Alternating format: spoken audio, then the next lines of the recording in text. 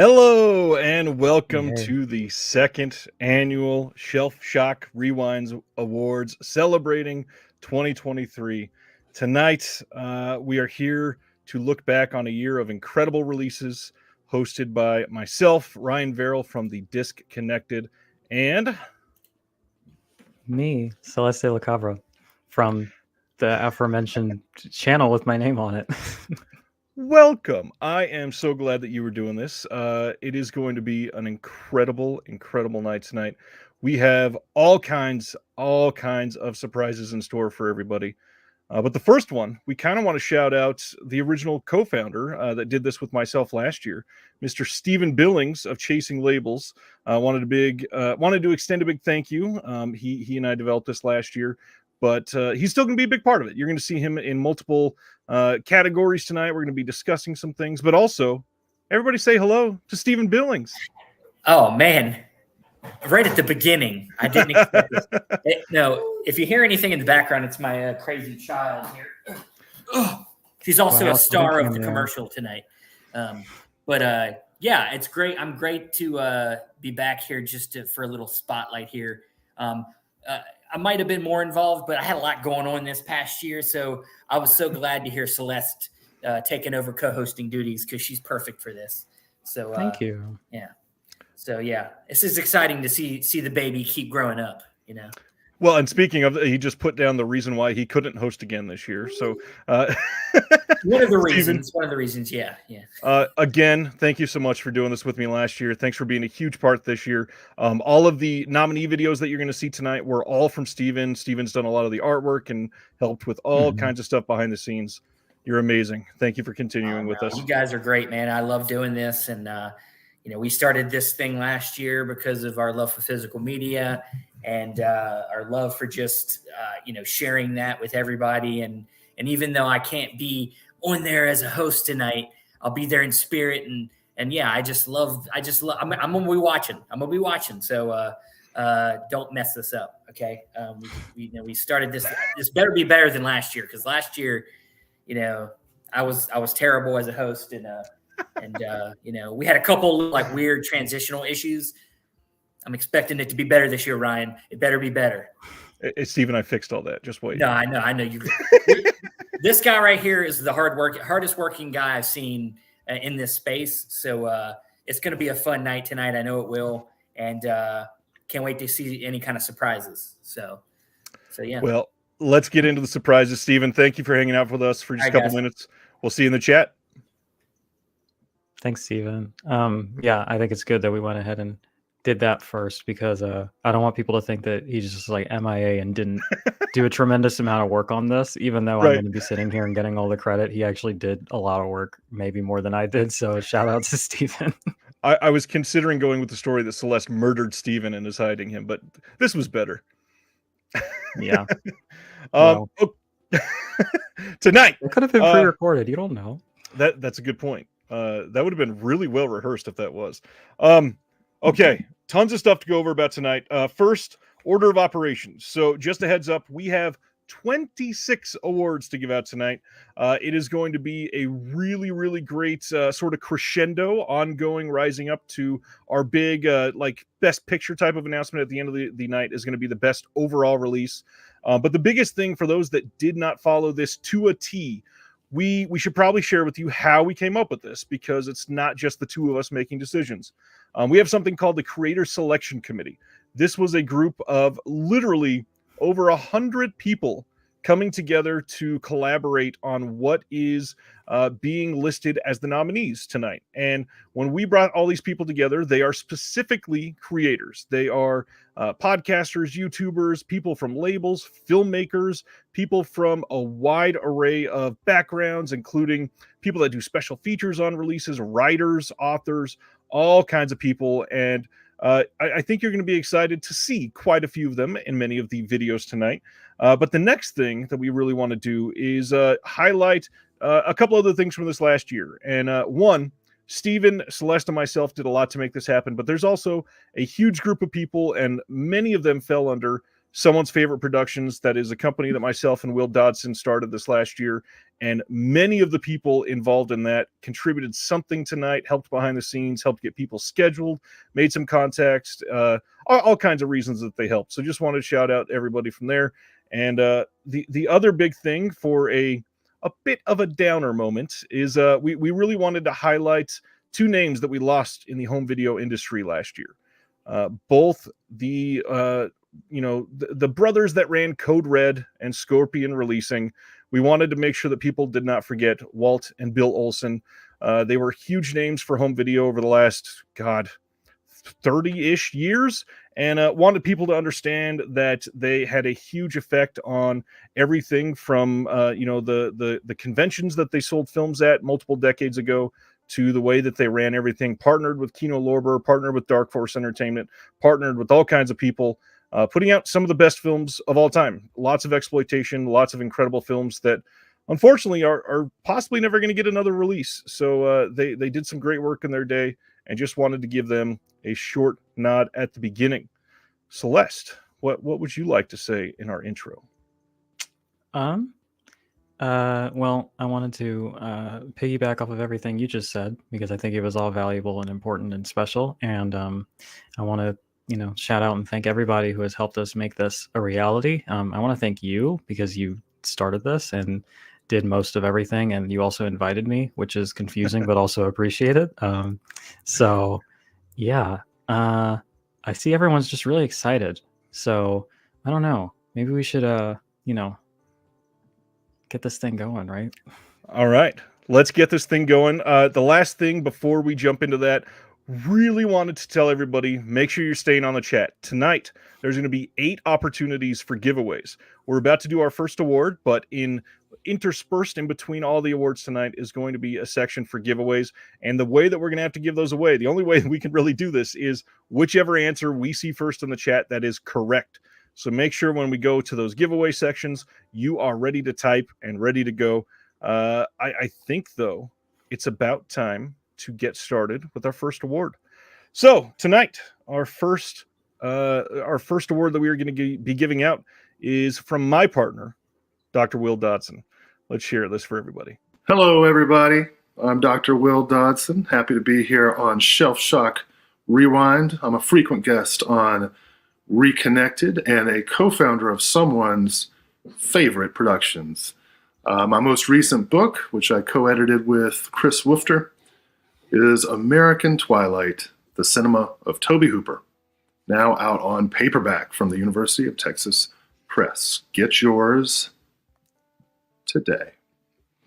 I am here to present the award for Best Pre-Code or Silent Film Release. So, without further ado, the nominees are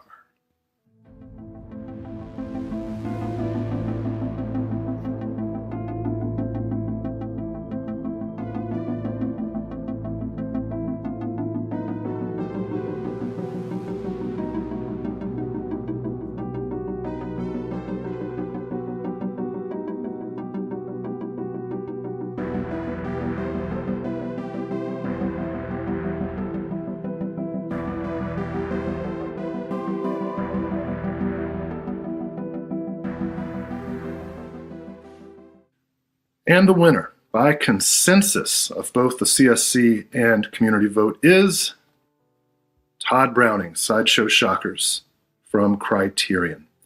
This great set features restorations of Freaks, The Unknown, and the previously unreleased The Mystic. I want to take a moment to dedicate this award to David J. Scahl, who, with Elias Savada, wrote Dark Carnival, the authoritative biography of Todd Browning, and the first film studies book I ever read, which led me to read all of David Scahl's other books and to the life I have today. And tragically, David Scahl died the 1st of January this year, 2024. It's some comfort that he was able to complete work on this set, contributing commentaries and special features content. So this award is for you, David. There we have it. Our first award is an incredible release from Criterion. This is one that is this was highly sought after. This is one that people have been asking for years. Freaks in HD was a big deal. And honestly, this was the start of a crazy time over about 4 months where we got like some of the most sought after titles of all time that were announced as coming soon for physical media. Thanks for Will for listing that nominee. Any thoughts on this one, Celeste? Yeah, I, to my great shame, don't have this one yet. But when it was announced, I about lost my shit. I was so excited. Freaks is a favorite of mine. It's a super important film in representing marginalized people and marginalized voices. I want to give another shout out to the person that Will just shouted out. I didn't know that he passed away. That's a really nice story to start off with. A little bit of a bittersweet thing going on again, but that's how it is in these retrospective type of things. And on another note, I don't think I've ever seen Will be that serious for that long. I kept waiting for a punchline and never happened. So props to Will for being able to keep it together for longer than a minute, right? Way to hold it together, Will. The other thing, I recognize that I mentioned what the CSC was, but didn't explain the process. So the CSC, we came together all as a group and listed, when we had no nominees, all of the titles that we wanted to nominate for each category. And the consensus for all those, the top 5 vote getters became the nominees. And that's why tonight we're going to have 2 winners for every category. You just saw an example of that. For the CSC side, all of the curators, after they chose the nominees, then got to vote for which one they think should be the best. And I got a handful of really fun facts on some of the categories that I wanted to shout out. This one wasn't even a chance. This Criterion release of Todd Browning Sideshow Shockers won the CSC vote with 71% of the vote. Second place for this got like 8% or something. It was not even remarkably close. This was an outright winner on both sides and an overwhelming favorite to win this one. Astonishing release. Thank you, Will. And then the community side, just so everybody's aware, the entire month of January, everybody publicly could go in and vote. There was a list of, there was a link that you could go in there and nominate everything, but also there was a write-in for every single category. So it wasn't just the nominees. Everybody had a chance, and it was a really great opportunity to see everybody come together like that. Beautiful. Absolutely love that first title. And now I think we should probably highlight a really interesting video from Steven. This is part 1 that you will see tonight.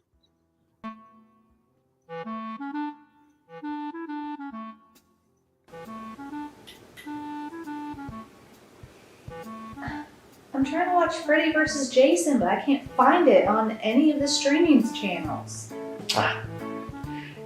Sounds like a job for physical media.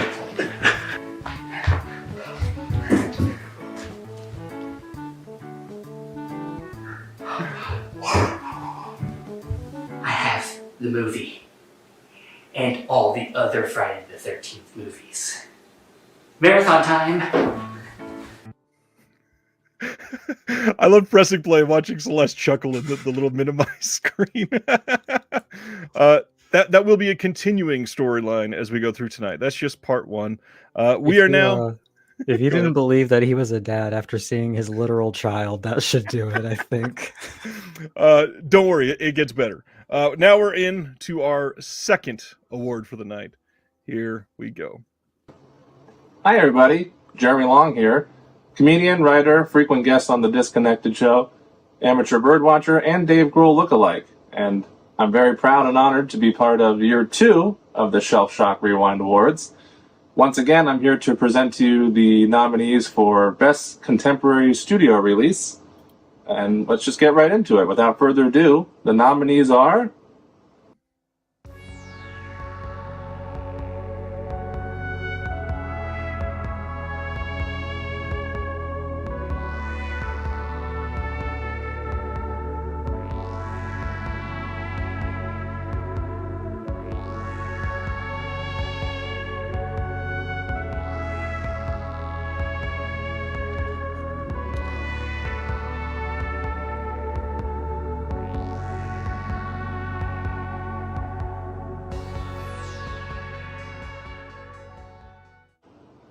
And the winner for Best Contemporary Studio Release is...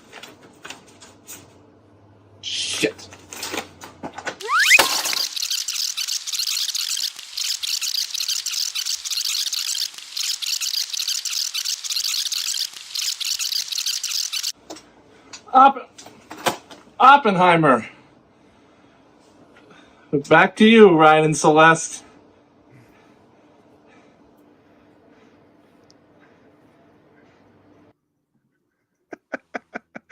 Oh man, did I love watching all of the reactions in the chat to that one.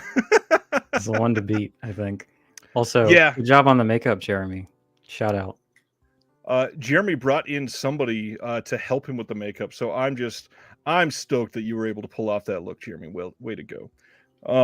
Oppenheimer, kind of a big deal for every awards at the moment, it seems like. Yeah, that seems to be the way things are headed, huh?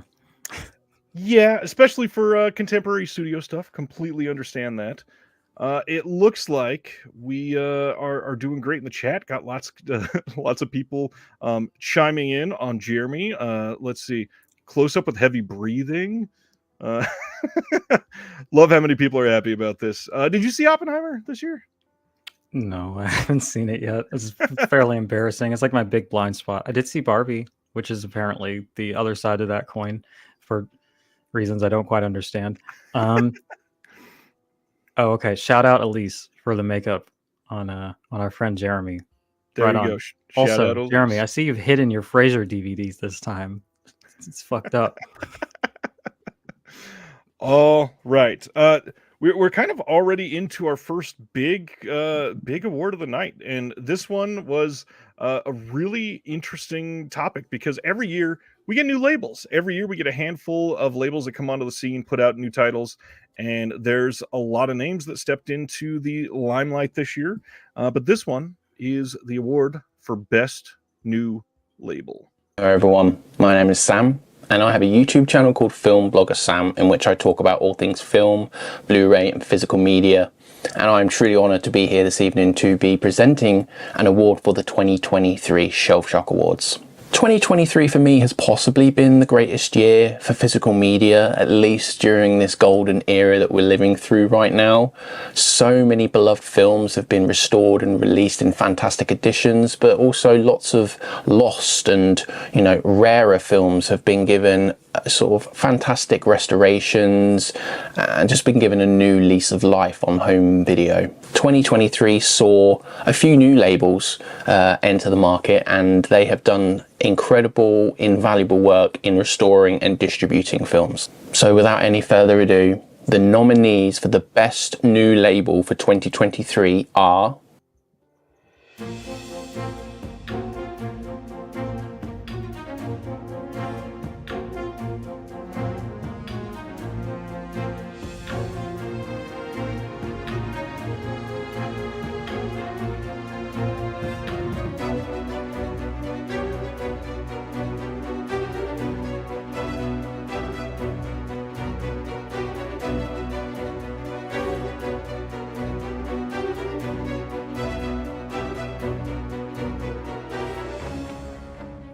and the winners for the Creators Selection Committee and the community vote is Radiance Films. Congratulations, Radiance. Good lord. I don't have anything approaching that. The ending of that video always catches me off guard. It's so quick. I love it. Sam, it's an incredible video. Well, who better to present than somebody who has armfuls of their releases and just really can showcase the insane amount of output and just the incredible amount of work that they put in just 1 year. Yeah.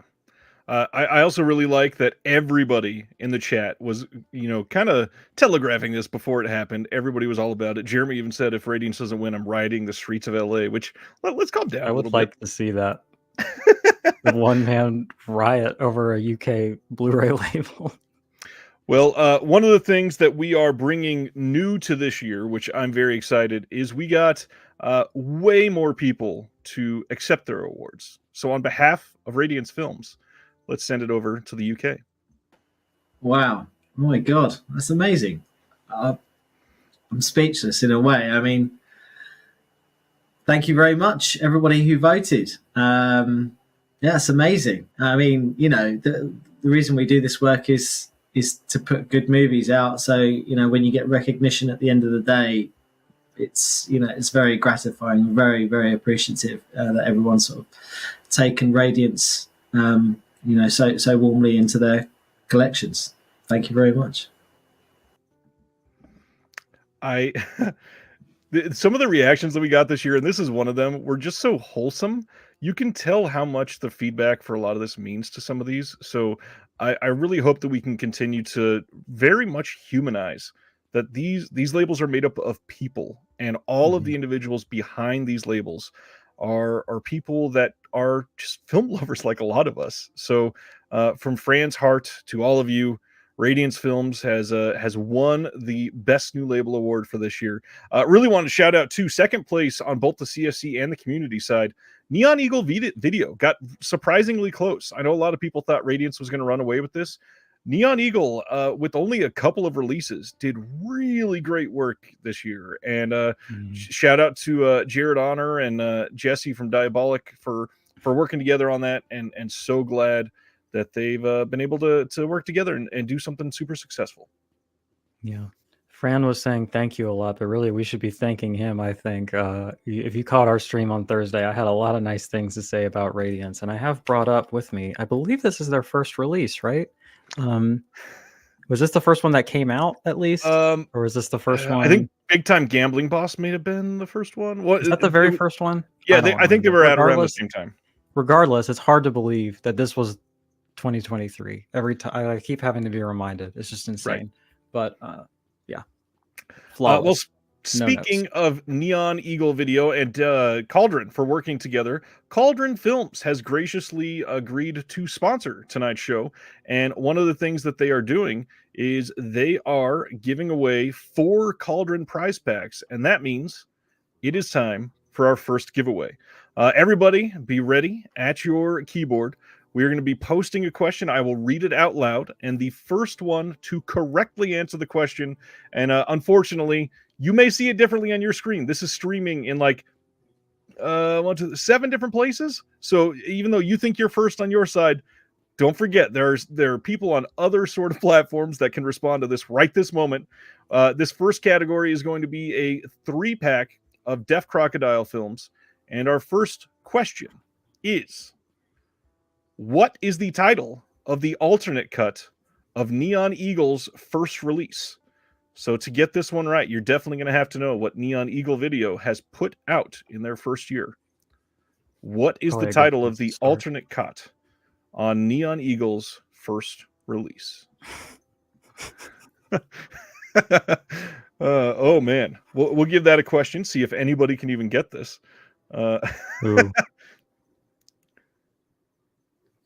Neon Eagle, did you pick up any of their first 2 releases for this year, Celeste? Is Frankenstein 80 one of them? That was Cauldron, right? I believe. Was it? Okay. Then no, I don't think so. Let's see. All right. I am seeing some right answers, actually.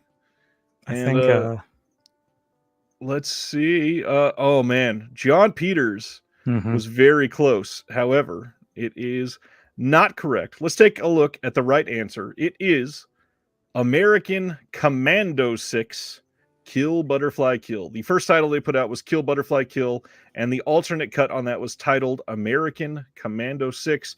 And it looks like the winner is Film Nut 79, which is our friend Tony Michas from the Imprint Cast. Tony and all the winners tonight, the way that you are going to get this to your door, you're going to email shelfshockrewind@gmail.com with your name and physical address, and I will get it sent out to you. Please specify that you won the Cauldron giveaway number 1. Thank you, Tony. Congrats. That was really close. Shout out John Peters, who said American Ninja 6. Missed it by thought he was right, much. and I didn't say anything, but I'm glad I didn't. Just barely messed up. Yeah, that's a steal. Right. By the way, for best overall release, highlight, somebody voted for Stop the Steal. They wrote that in as the actual award. I don't know where that came from. Up next. Let me check Blu-ray.com for the Stop the Steal Blu-ray that we must have missed.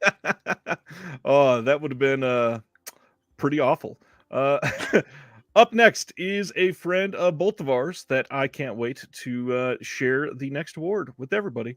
And here is Mr. Nathan Jones. Hey everyone, my name is Nathan Jones, and if you're new here, welcome. I like to talk about all things movies, specifically Blu-rays, and that's exactly what I do over on my channel. I talk about my collection, what I've been watching recently. I talk to people in the community like you, and yeah, I talk about physical media, and I have recommendations and things like that. But regardless, today I'm talking about the Shelf Shock Rewind Awards, and I want to say thank you again, Ryan and Celeste, for having me on here. This is my second time on here, and so I'm really, really thrilled. And so with that being said, I am actually really excited to talk about Best Animation Release, and this is actually one of the things that I've loved for my entire life right here. I can just show you a real quick rundown of the kind of stuff that I went through. I'm a huge fan of Fantasia, and I've been growing on that ever since I was a kid. Things along the line of Princess Mononoke, if you're going to Studio Ghibli, some weirder stuff from the 70s and Watership Down, or even some psychedelic stuff right here, Son of the White Mare, even to some anime right now, Attack on Titan. So this has actually been a thing that I've loved for a very long time and continue to love. But with that being said, and with getting all this together, the nominees for the Best Animation Release are...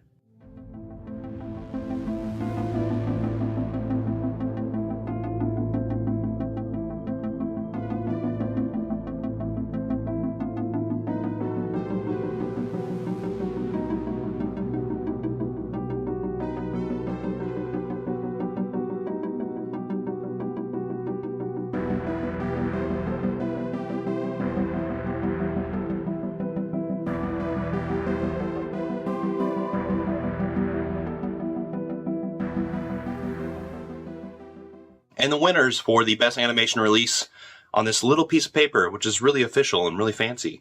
The winner of the CSC Award is The Pied Piper. This is from Deaf Crocodile, and this is a Kickstarter release. So congratulations to The Pied Piper. I want to get that release. I've heard really great things about it. And the community winner is one that I'm really excited about. It is Guillermo del Toro's Pinocchio on 4K from Criterion. Congratulations, guys. Well-deserved Best Animation Release. Here we are with Pinocchio and The Pied Piper. Shout out to Deaf Crocodile who's watching live. Congratulations on the win. Look at that right there. I don't have the Kickstarter slip, but I do have this beautiful OCN slip. Look at that back artwork. This is fucking incredible. This film is also incredible. There's a bonus film included too, which is really interesting and fun too. Yeah, Deaf Crocodile just kills it every single month. Unfortunately, I don't have that Criterion release. As you can tell, I've been slacking on my Criterion pickups this year, but this one gets a full recommendation from me, and well deserved this award for sure. Also, shout out to Deaf Crocodile for getting nominated for multiple films. I think it's really important to also point out that not many boutique labels put out many of the animated films that are out there. There's still tons that could be released. So I'm glad that Deaf Crocodile has sort of stepped up. And on that note, here is a note from Deaf Crocodile themselves. Oh, wonderful. That's awesome. Like, it's such an amazing movie. It's not Dennis or I. It's the film. It's just incredible. Yeah, I saw that. I saw the Pied Piper when it initially came out in the mid to late 80s in New York City when I was a film school student. And I remember it utterly blew me away because it was such a dark, twisted, grotesque vision of humanity. And the rats were actually much more sympathetic than the human beings in the film. And the fact that all these years later we were able to work with Yuri Barda, the filmmaker, on restoring this great stop-motion masterpiece of his was pretty mind-blowing. And afterwards, he sent a really wonderful email, especially about the color grade and the way the film looked. And he said it's, the first time he's seen it on physical media where it really looked the way he intended it to, which was just amazing. I was hear from the director of the film. I was very nervous because, I didn't know what his reaction was going to be. So we sent off, the link, and we're like waiting to hear back from him. So we were really thrilled when he was very happy with it. And then also I had seen it on YouTube. That was a really bad, low res, dark, bootleg up on YouTube, but even from that, I was like, wow, this looks really interesting. So when it popped up back on our radar, I was thrilled that we were going to be able to do a restoration of it. Because yeah, it's a version of the film it's always been a dark story, the Pied Piper, but always seems to always be kind of presented in a somewhat lighter way. And so I like that this is the film is as dark in tone as the story kind of should be, and then the twist of adding kind of a little revenge story to it that he did makes it even better for me, because I just love a good revenge movie. So it's like I'm watching it and I'm like, oh yeah, you messed with the wrong Piper. It's so good. I love it. You mess with the wrong Piper. I'm always saying this. I love that super wholesome ending to that. It is that's the kind of thing that really displays these people behind these labels genuinely just love these films. So congrats to Deaf Crocodile. That's a big deal. Shout out to them building the DCU one art house animated film at a time. Yeah, nobody's going to bat for this shit like they are, and it is something that is near and dear to my heart that I believe is severely lacking in representation. So shout out to you guys. I've not verified, but Michael Smith says people better get Pied Piper tonight. There's only 2 left.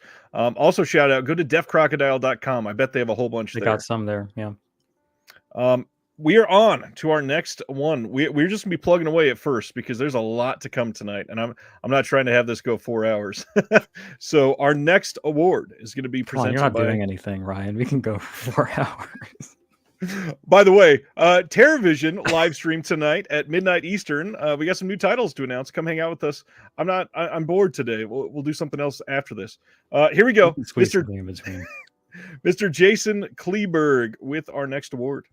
Hey, what's up, physical media fans? I'm Jason Kleberg, host of the Force 5 podcast, a show that forces a guest to come up with a movie-themed top 5 list topic, and then we discuss our picks on air. When it comes to podcasting, a great audio presentation can make or break your show, and movies are no different. A great audio presentation can turn a pretty good experience into an amazing one, and it can turn a great film into one of your very favorite discs. Here are the nominees for Best Audio Presentation.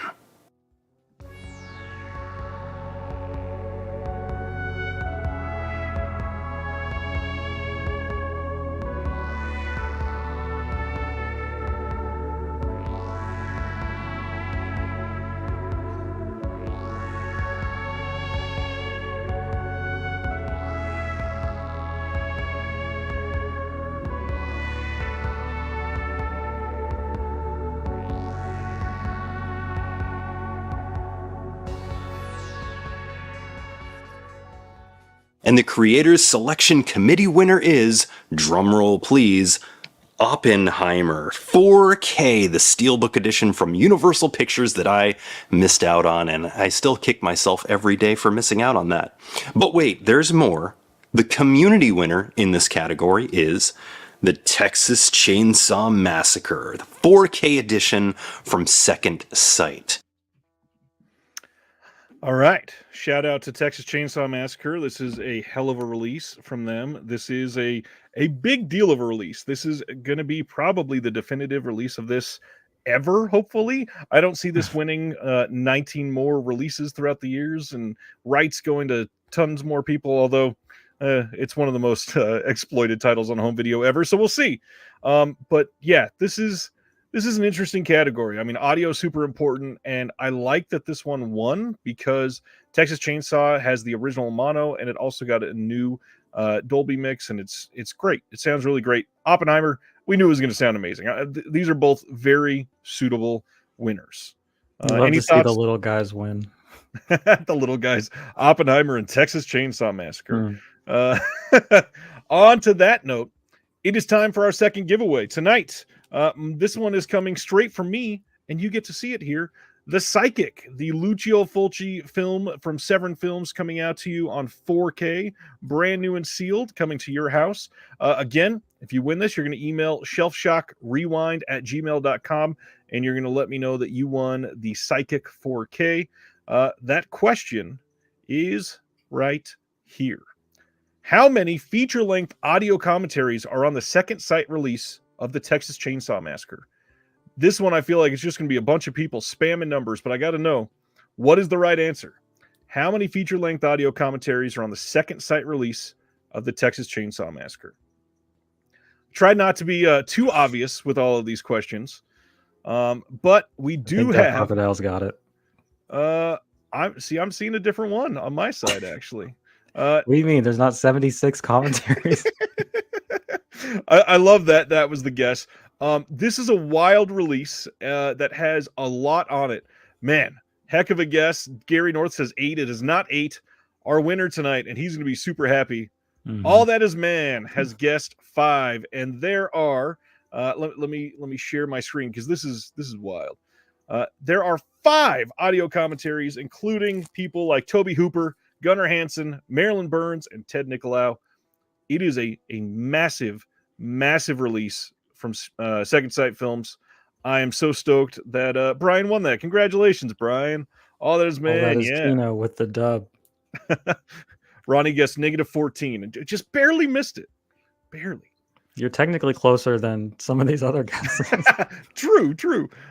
Yes, that is a hell of a release. The limited edition on Texas Chainsaw Massacre is long out of print, but the standard has all 5 commentaries. Please go pick it up. It is a legendary release. If you've not got a definitive edition of this film, it's the one to get, I promise. I got the Region A like a chump. And I think I probably need to get this one too, but that limited edition is not going to happen. But that's okay. I only have room for so many bricks in my house, so It's a good point. It's pretty large. And of course, other than audio, the next thing that is super important on these releases is the video. Let's take a look at the best video presentation. What's up, everyone? Chris, aka Bearded Film Guy here. I am a film YouTuber. I'm one of the newer guys in the game. Been doing this a little over a year. But do me a favor, give me a follow here on YouTube. It is Bearded Film Guy, no space, Bearded Film Guy. Also follow me on Instagram. That is Bearded Film Guy as well. I talk everything physical media, boutique labels, horror, cult, exploitation, the whole gambit. But I am here today to announce the nominees for Best Video Presentation. So this is solely on the video presentation. So without further ado, those nominations are...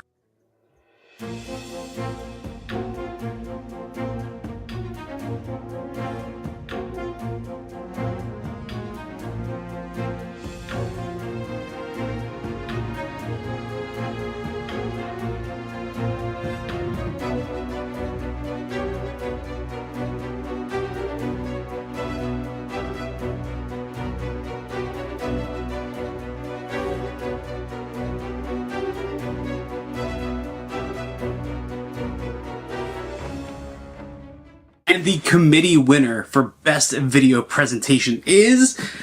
Oh, hey, Coffin Joe. Let's see. Wasn't expecting you to be here. Texas Chainsaw Massacre 4K from Second Sight Films. That is the committee winner. Very, very well deserved. Very well deserved. And our community winner is From Beyond 4K from Vinegar Syndrome. Very, very good. Very, very good. Fantastic releases. Well done. Well deserved. All right. This one kind of surprised me. I honestly did not expect to see the one I just dropped. From Beyond, get a vote. Priceless slip on it. Be careful.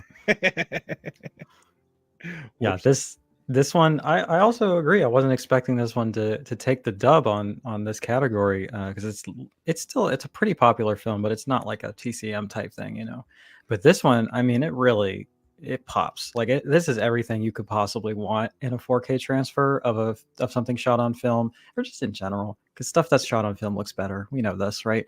But like the HDR is incredible. The resolution is just perfect. Like the grain structure is immaculate. This is one that you're gonna remember. Like it's just, you're gonna remember how it looks. And this slipcover does an excellent job at kind of representing that gorgeous color palette. Lovecraftian nightmares at their most beautiful, I think. Well said at the end there. I do want to shout out for anybody that has not checked it out. Not Dominatrix Barbara Crampton. There's so many comments coming in, I can't choose one. Nicomedes here says, I for sure thought Blood and Black Lace 4K would claim victory. If you have not checked it out, Blood and Black Lace 4K from Arrow is an astonishingly beautiful release. Please, please check it out. Sibner, thank you. This is amazing.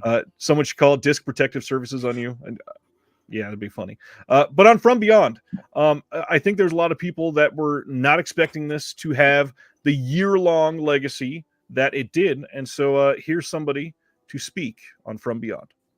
Yeah, I'm really happy that everybody reacted so positively to our release of Stuart Gordon's From Beyond.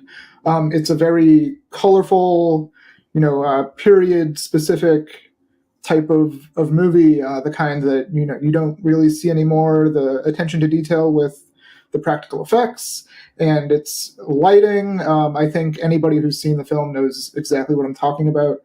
Just a huge shout out to the entire Vinegar Syndrome restoration team, Brandon, Curtis, Dave, and our fearless restoration supervisor, Ryan, for everything that they all do on a daily basis to make presentations like this happen. I'm so glad that everybody is happy with this release. It really does look amazing, and Stuart Gordon's got a lot of love this year, so I'm glad that is continuing. Celeste, we ready for our next one, you think? I think so, yeah. All right, moving right along then. Let's go to our next category, which is an interesting one, following Best Video Presentation, because this one is Best Home Video Restoration Upgrade. So what did it look like on its last release compared to the newest release? And thinking about that and how much things leap in quality, I think you might understand how we got here. Here we go. Thanks, Ryan and Celeste. My name is John DeMarsico. I'm the lead television director for the New York Mets baseball coverage in New York. I am happy to be presenting the award for Best Home Video Restoration in 2023. This is an important award. I'm so excited that I was asked to do this. This is highlighting the people that are really doing the work on the ground as far as restoration and keeping the stuff that we love most alive and having it look better than ever. So without further ado, the nominees are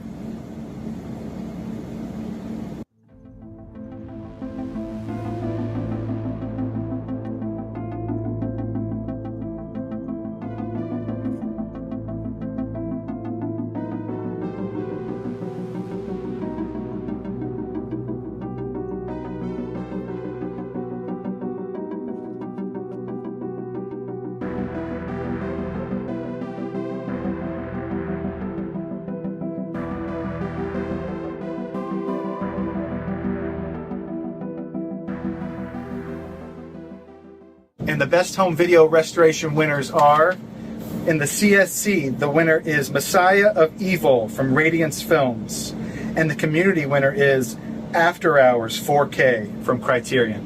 Congratulations. It is difficult to compete with a Criterion film when it is nominated in any category. So I will show After Hours while Celeste shows Messiah of Evil. These are both incredible releases. They look amazing. I hope everybody checks these both out. I think that you will find literally two of the best releases of the year, especially for a single film. Messiah of Evil is a gorgeous upgrade compared to the previous Blu-ray and other releases that it got. But After Hours, going all the way from DVD to 4K, I don't think that was going to be beat. After Hours is an amazing release. I don't have it yet, but I love the film, and I can't wait to revisit it. And all its paranoid New York City grime, late night paranoia. What a great film, and I can't wait to revisit it. Messiah of Evil, that was one of my favorite discoveries of the whole year. Just such an incredible film, and such a beautiful looking film too, and such a wonderful restoration. So shout out again to our friends at Radiance. Speaking of, one more time. Wow. I mean, incredible. Again, you guys said, be on the course. I was expecting Messiah of Evil to win, but to have multiple awards is is incredible. Messiah of Evil's, a very special release for us. It's something I've been trying to make happen for a few years now. So to see all the recognition that it's getting is amazing, and hopefully more and more people discover it, because it is a really special film. Take your Mission cue. accomplished. Yeah, take your cue from Fran and go discover Messiah of Evil if you have not yet. Amazing film, amazing extras, amazing overall packaging. This release from Radiance is an absolute winner. That brings us to our third giveaway of the night, and this is the second Cauldron prize pack. So again, if you win on this one, please email shelfshockrewind@gmail.com. We're going to go straight in, no lead up for those that are not ready at their keyboard. Question number 3.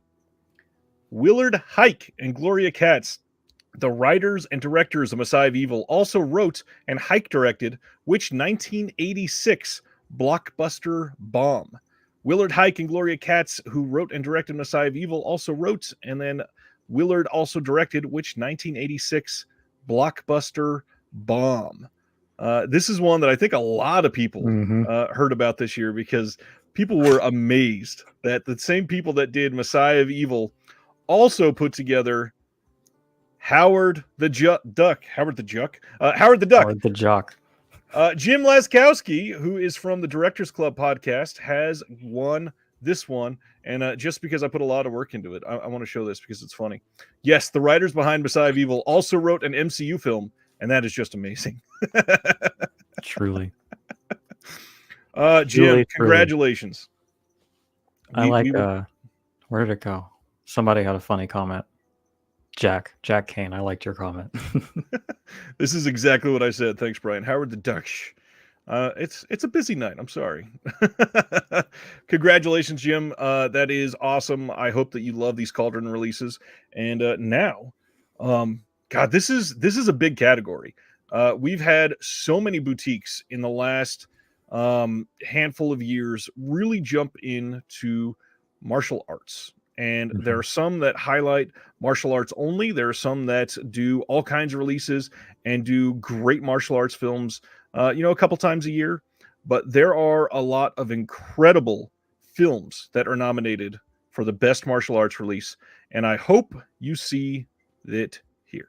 Greetings, everybody. Hello to Ryan and hello to Celeste. Fanatical Dragon here, and delighted to be asked to be a part of the award ceremony. I'm very happy that I'm going to be able to announce the nominations and the winner for the Best Martial Arts Physical Media Release of 2023. For those that don't know me, I have a little YouTube channel, The Fanatical Dragon. I do lots and lots of unboxings, reviews, occasional interviews. Wish I could do a bunch more interviews, hoping to have a lot more coming in 2024. And I also do the Blu-ray reviews for Eastern Heroes magazine, for anyone who likes old school kind of print magazines. And the nominations for Best Martial Arts Physical Media Release of 2023 are...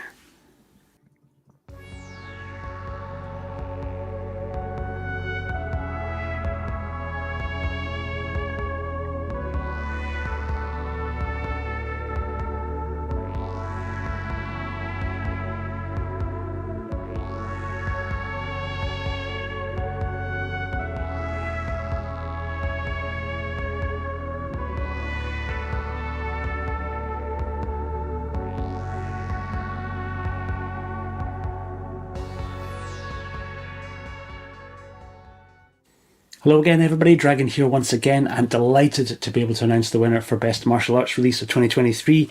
Envelope might be a little bit of a giveaway to those eagle-eyed amongst us, or it could just be a dragon on it, because that is me. But the winner is, drumroll please, of course it's Bruce Lee, winning the CSC and also the viewers' vote, sweeping the board. Arrow's 4K release of Bruce Lee at Golden Harvest.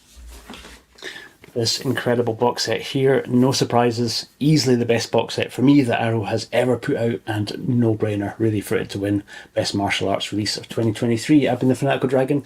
Thank you so much to Ryan and Celeste for asking me to be a part of this. I'll see you all on the next one. I know there's a lot of people upset, but I really want to say this release is a behemoth that looks amazing. I know that there was some problems with the initial rollout of the 4K box set. We'll say the Hut Group and the Zavi style shipping did not lend it any favors. However, the discs in this set are perfection. This release is a really, really fascinating compilation of literal years of hard work. And to highlight some of that hard work, we got somebody new on the channel. Wow. Thanks, guys. Wow. That is, that's a huge honor. And, when we started putting together the Bruce Lee box set, it was, we had, very modest ambitions about what we wanted to do. But as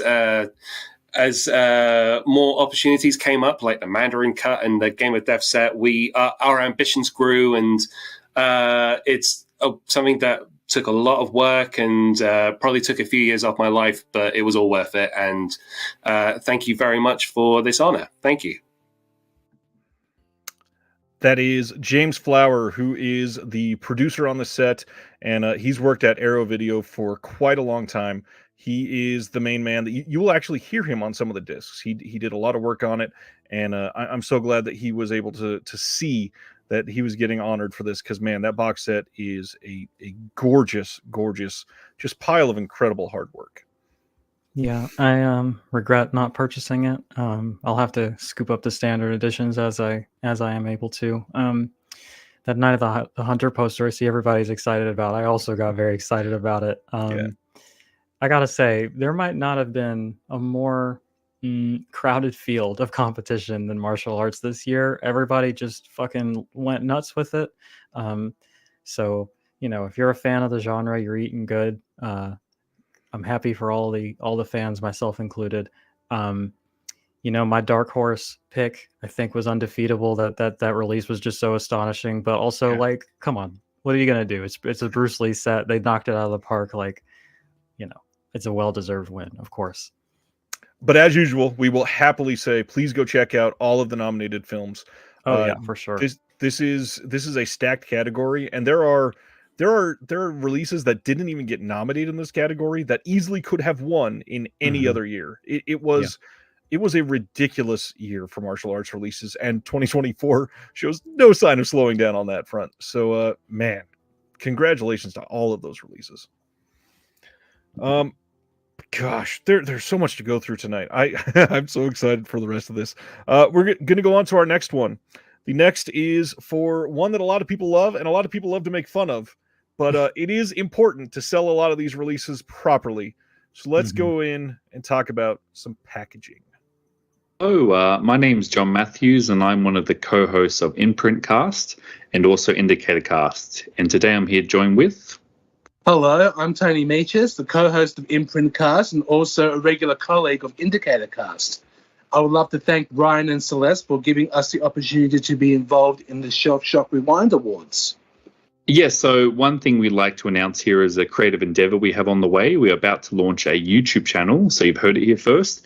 The YouTube channel will give us a lot more interactivity with the community and a lot of you guys on the platform, so we'll be launching that very soon. So we thought we'd announce that today as one of our endeavors. Now we're here to present the Best Package Design Award. John, you got to admit, packaging design is one of the most focal points of physical media, isn't it? It is. It's very important. For many years, being a collector, I always look at packaging just as the whole overall presentation. It adds to the whole experience. So yeah, packaging is very important, definitely for a presentation of a disc. Absolutely. And without further ado, here are the nominees for Best Packaging Design.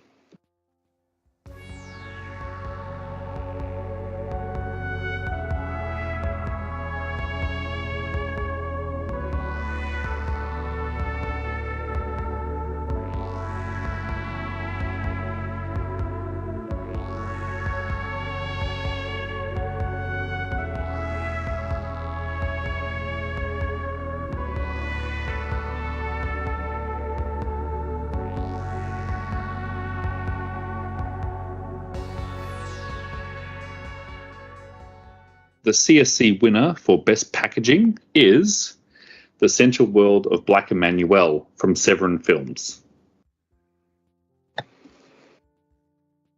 And the community winner is Enter the Video Store, Empire of Screens from Arrow Video. Congratulations to the winners. Congrats. These are some amazing packages. Absolutely. On to you, Ryan and Celeste. All right. I can already see the comments. I understand that this is a tough category, but I want to say a couple things. This is another one of those categories that we got to highlight a couple fun facts. So for this one, for the CSC, this won by only a single vote over Hellraiser Quartet of Torment. A single vote. And if that wasn't close enough, which, by the way, beautiful package on this. This is an incredible release. This is possibly the best physical media release of all time, from my opinion. On the other side, I'm going to drop that. the community vote for this one, between first place and fourth place, there were only 9 votes. 9 votes between first and fourth, and we got hundreds and hundreds and hundreds of votes. And the fact that it was that close, it is such a wild encouragement for saying this is why we support the community. You know, this is why you enter into some of these things and participate. 9 votes is what made this win over Black Emmanuel on the community side. Any thoughts over those two, Celeste? I mean, it's just a stat category. Like, I could argue for any of those, honestly. I can't even argue, with the winners. It's just, I have my preferences, but like everybody has been really upping their creativity in terms of making these packages like as unique and as fun and as worthy of the films inside as possible. So I think, I definitely see some snarky remarks that people will make about how all we care about is packaging. And of course that's not true, but like when you're talking about a physical product, a physical presentation is at least a component of what makes it fun and what makes it attractive, right? So I'm a fan of unique and creative packaging.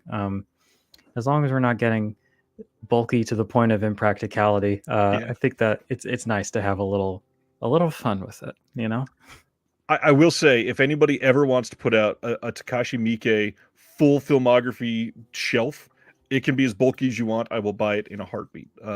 But on to the Arrow Video award that they just won. Let's check back in with James Flower.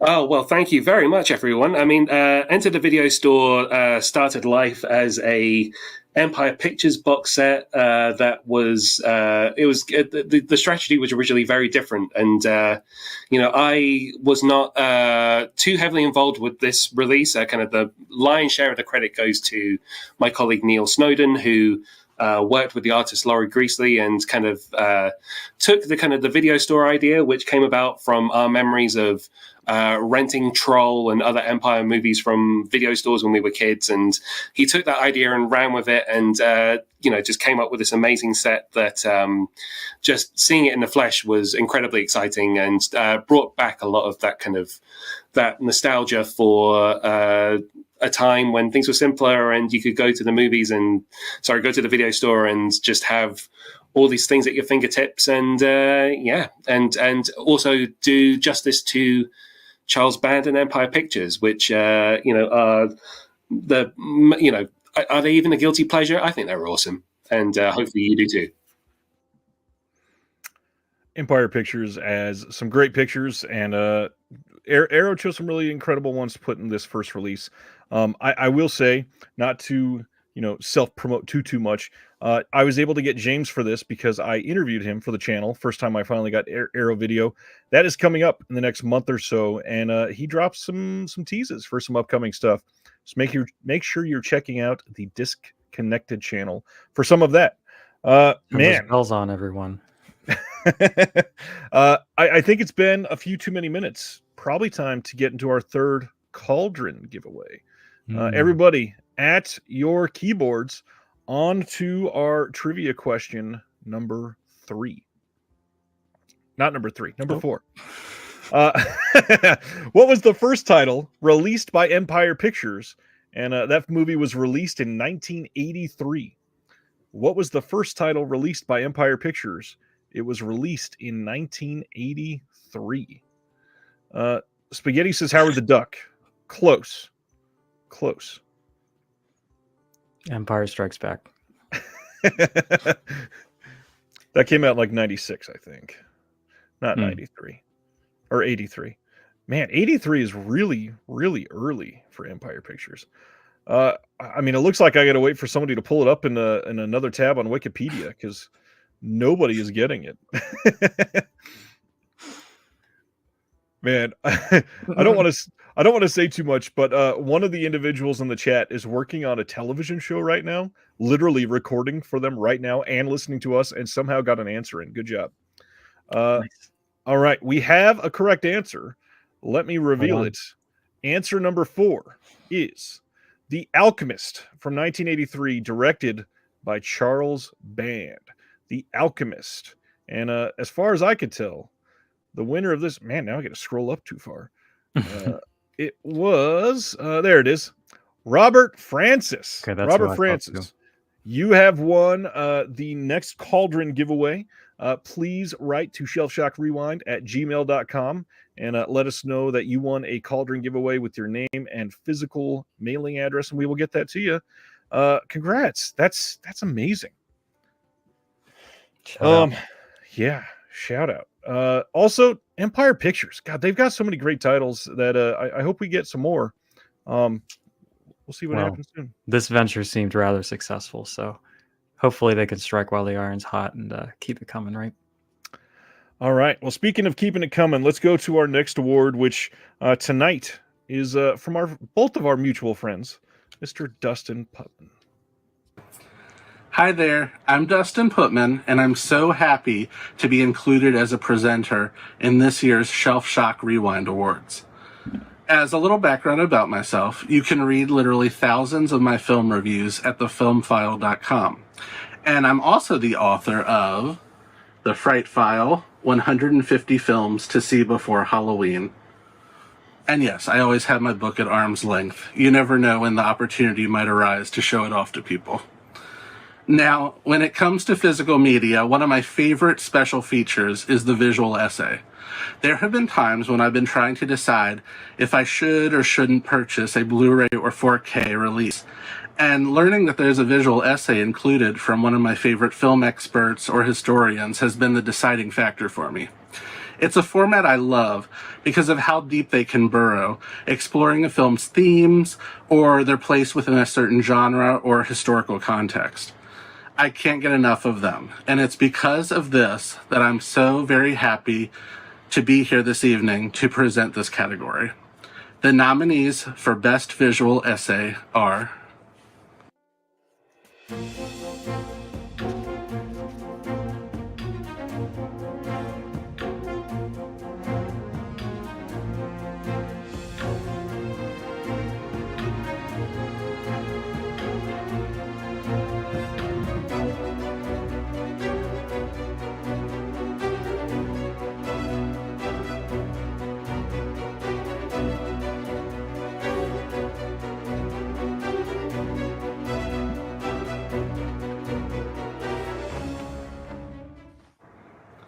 For this award announcement's envelope, we'll be using Criterion's awful Trainspotting 4K packaging, because, let's be honest, it's basically an envelope. And the winner for Best Visual Essay is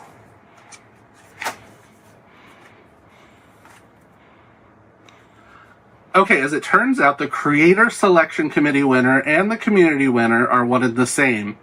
The winner for Best Visual Essay is American Gothic and Female Hysteria by Kat Ellinger on Radiance's Blu-ray release of Messiah of Evil. Congratulations, Kat. We're so proud of you. Shout out Dustin, shout out Kat, two amazing people in this space. Just a lot of cool people being represented here tonight, which is really, really dope. I love the Criterion shade, Dustin. Thank you so much for that. I'm exhausted.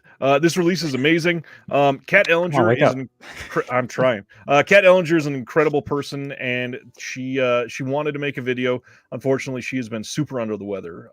We talked a couple times, and hoping that we hear from her on the next one, because I guarantee this is not her last award.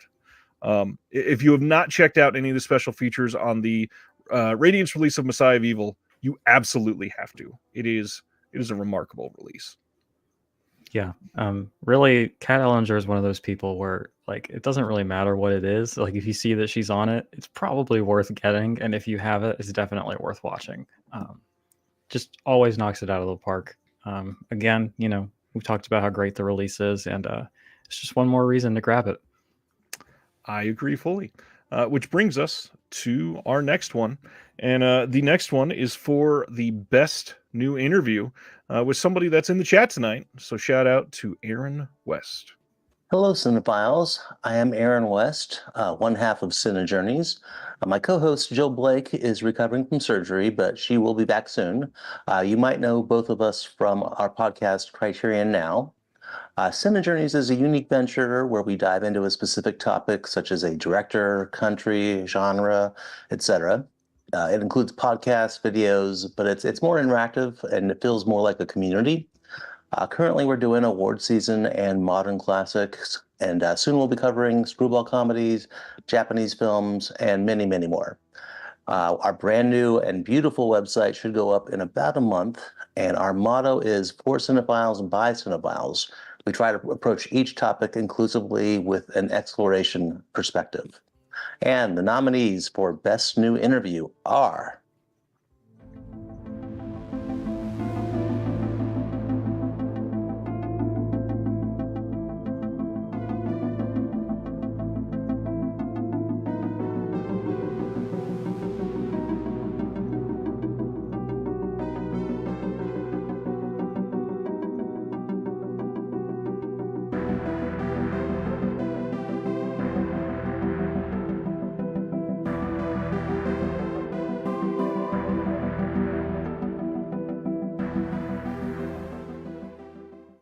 And the CSC winner is Re-Resonator, Looking Back from Beyond by Jeffrey Combs and Barbara Crampton, etc., from Beyond 4K.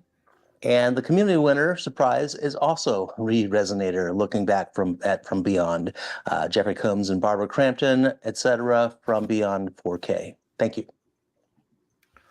Unfortunately, when you're up against Barbara Crampton and Jeffrey Combs, you're not going to be doing very well. Again, amazing release. The documentary on this is just it's great.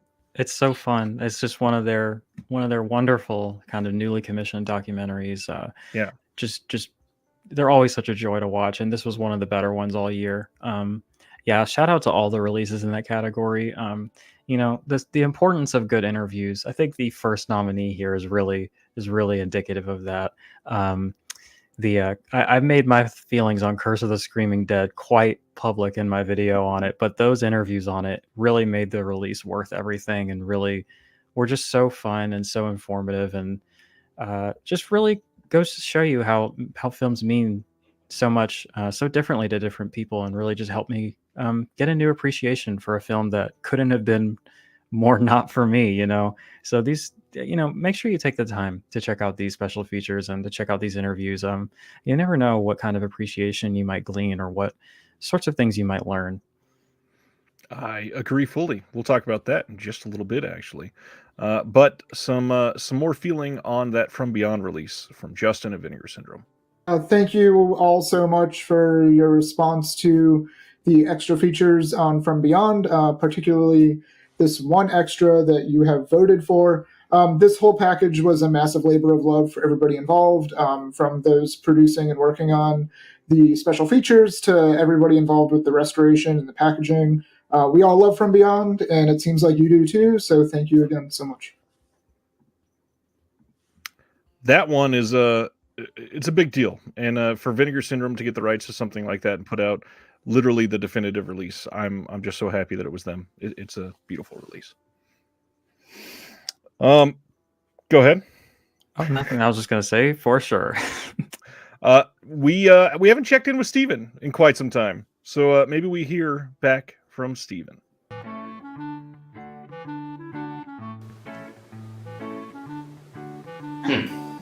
The internet went out. Oh shit. I guess Now what are we gonna watch? guess this is the time for physical media. God, excuse me.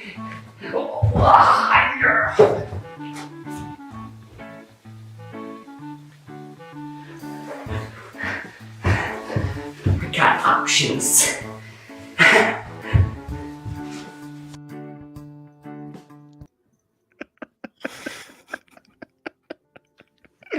Oh, Steven, I love these. These are so much fun.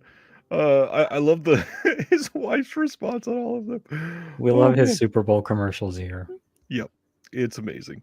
But now we're going to break away from the special features for just a second to talk about one more very specific type of release, one that I love, and we're going to be bringing somebody that is active in the chat and literally just responded. So let's bring on Mr. Tim Talks Talkies for the best documentary release. Hello everyone, my name is Tim. I have a YouTube channel called Tim Talks Talkies. It's a little bit of a tongue twister, I know, believe me, I've heard that. But I'm just overall just a passionate movie fan. That's what it boils down to, and my channel is my outlet to talk movies, anything related to movies. It just so happens physical media is a massive, massive part of that. Tonight I have the absolute honor and privilege to present to you the best documentary release of the year. I love to learn and expand my knowledge, so this is such an awesome category for me to present. So let's dive into it. The nominees for the best documentary release of the year are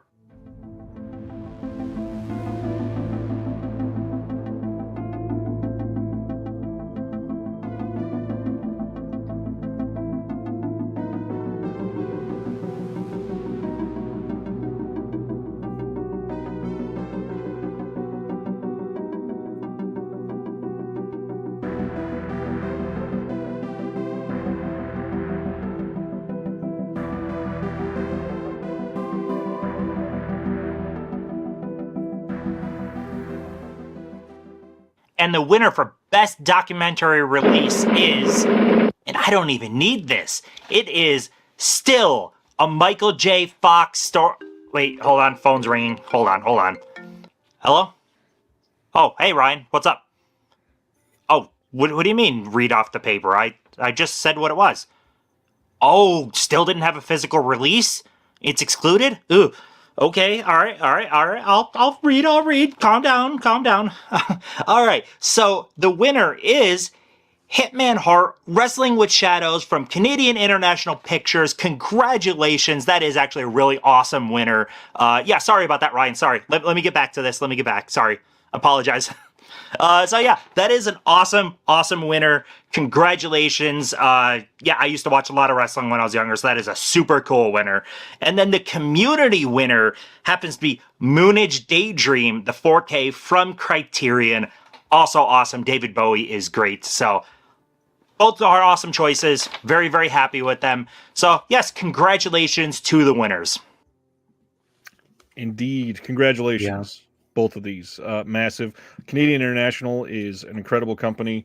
Two amazing dudes that work together to put out films that are underseen, have been lost for years, and continuing to put out a wonderful mix of exploitation, documentary, kids films, everything to literal overall, like overwhelming praise. Every single one of their releases is just ridiculously great. Yeah. This is, I believe, right? This is a new category for us this year, which I'm really, really excited about. I think so. Yeah. I think documentaries are another form of film that kind of get the short end of the stick, as it were. And sometimes they're just kind of thought about as like a separate thing or not really cinema or something like that. But I think that this one here, Kanasatake is one that I was kind of pulling for just because I think that subject is so important. But like this documentary really it exemplifies, I think, what the medium can and should do. Yes. I'm famously a person who couldn't care less about wrestling and has never watched it in my life. And yet I was enraptured by this story, by this filmmaking, just incredible stuff. And the second film that is included, which, by the way, Canadian International always stacking their releases with extra films, which is just wonderful. The Life and Death of Owen Hart, about his brother. That one is at least as good, if not a little bit better. It honestly almost made me cry. It is such a beautiful film about such a heartbreaking topic. And beautiful slip artwork. Just a great release all around, and I think a really great inaugural winner for this category. I agree. And so for some more information on that release, let's send it over to CIP themselves. Thanks so much. My name is David Marriott from CIP, and I'm here with my partner, Jonathan Doyle. And we are so thrilled to be accepting the CSC Award for Best Documentary for Hitman Hart Wrestling with Shadows. Thanks so much to all of our colleagues who voted for this. And yeah, the documentary tradition is central to Canadian cinema, and there have been a lot of amazing entries over the years. And we think that Hitman Hart Wrestling with Shadows, along with Kanesatake, 270 Years of Resistance, which we were also really thrilled to see nominated, are, you know, two of the gems in that tradition. Yeah, we just want to thank Paul Jay, the director of the film, who was very supportive of the release. He reached out to Brett, the Hitman Hart, for us and got him involved and gave us his sort of vote of confidence. And the producer of the film, Sally Blake, who did an interview for the disc, she also co-directed the Owen Hart documentary on the disc. And we want to thank Gary Pullen, who did the amazing artwork. And of course, everybody who bought the disc and spread the word and supported this release, because it wasn't an obvious release for us necessarily, but one we're happy we did, and we're really happy with the reception. Yeah, and a final thanks to Ryan and Celeste and Shelf Shock and this whole community. It's a really positive thing for our industry, and we're thrilled to be a part of it. Thanks a lot.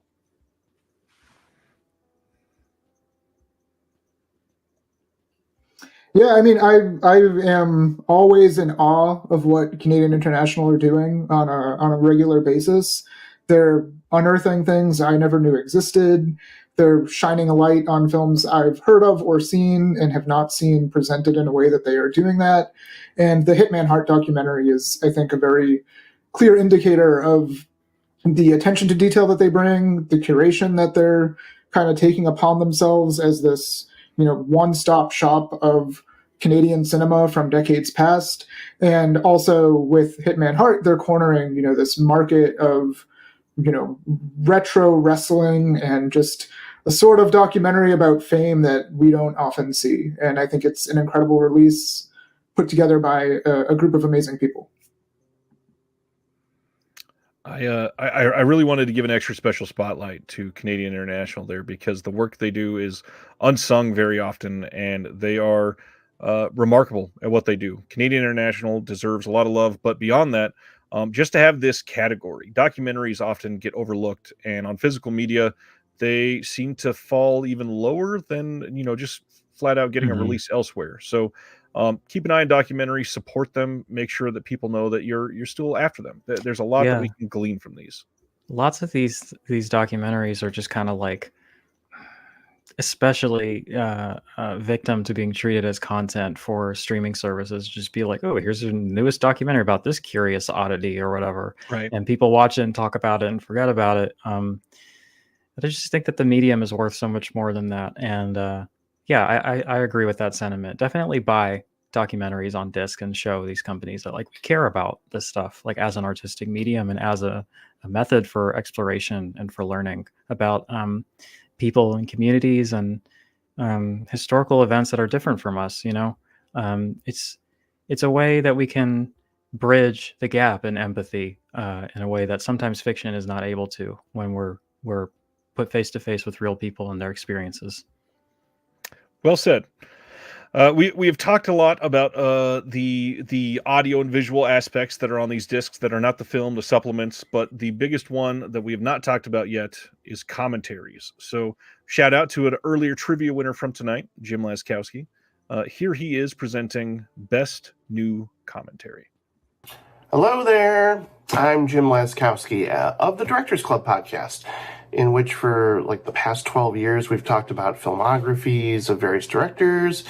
And for about the past year, I've also created the 5 Years newsletter, which is mainly me writing about favorite films and songs. I try to write some new reviews here and there as well. But I'm very honored to have had Ryan on the Directors Club as a guest alongside Billy Ray Bruton for the wonderful Don Bluth episode, which was great, and I hope people check it out. And yeah, you can follow that show and all the other great podcasts that are mostly movie related over at nowplayingnetwork.net, which is a podcast network that I'm honored and happy that exists and that I started. But I also really appreciate everything that Ryan has done to support physical media, because we all know that's important and that's where it's at. Streaming is great, but come on. We all know that we love physical media for a reason. But it's a great pleasure to give out the award for Best New Commentary. Because, it's always been one of my favorite features for DVDs and Blu-rays in general, and there's a lot of great ones every year. The nominees for Best New Commentary are...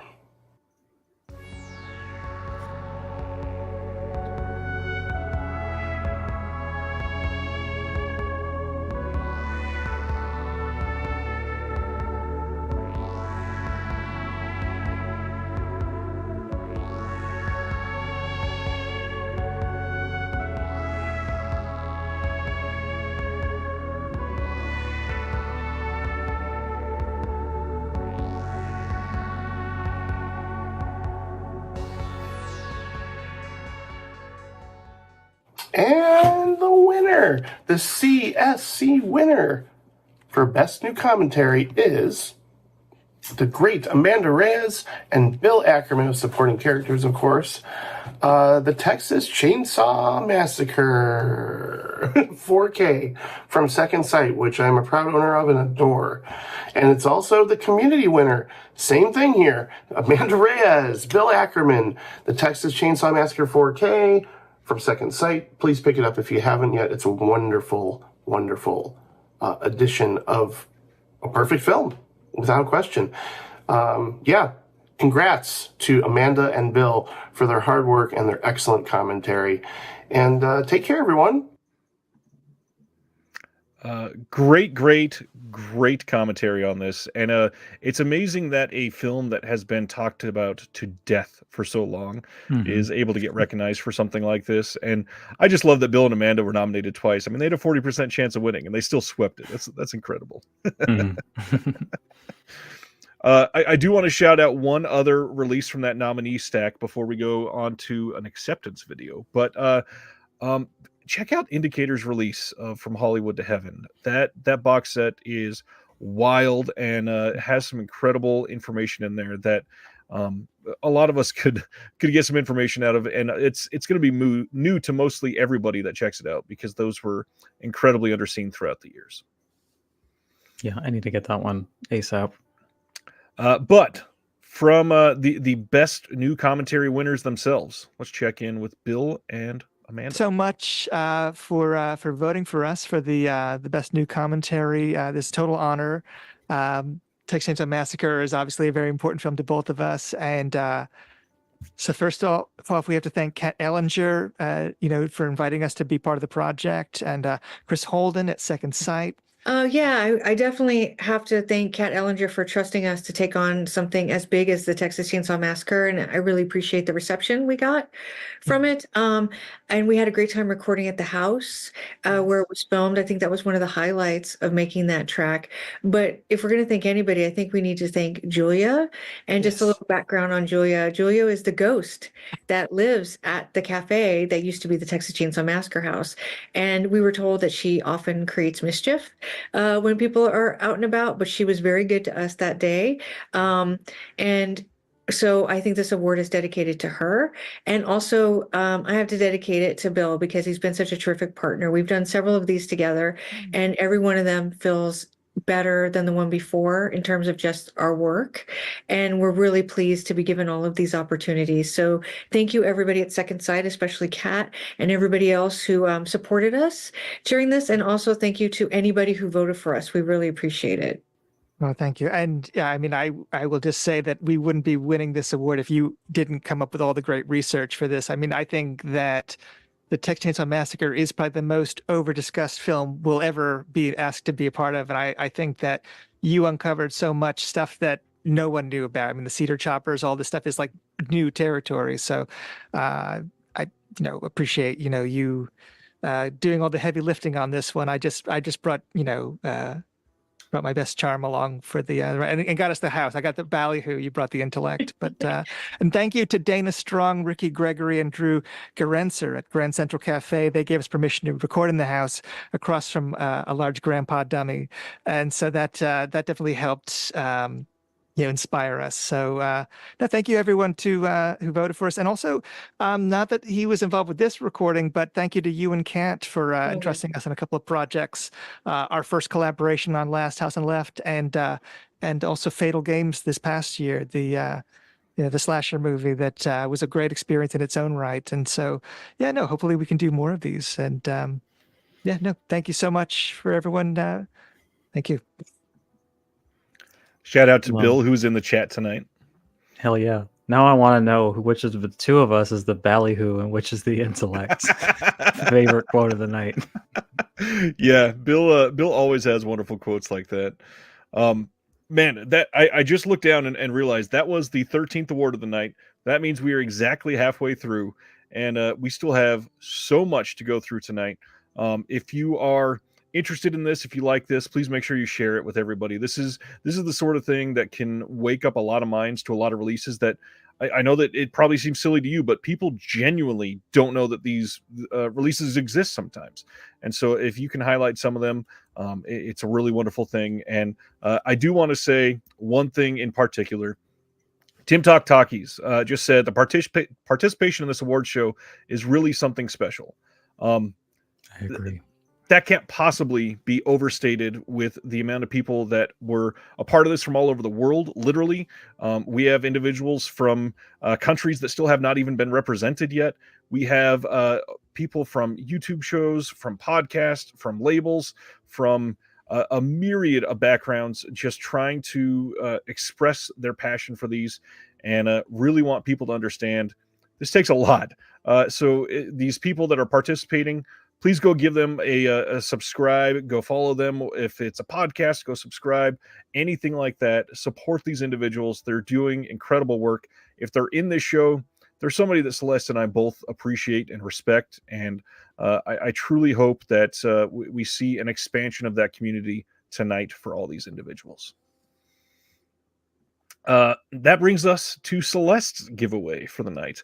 And this is our fifth giveaway of the night. And this one is going to be something that is a bundle of movies that Celeste is going to be sending straight to your home. So again, if you get this right, please make sure that you email shelfshockrewind@gmail.com and tell us that you won Celeste's bundle.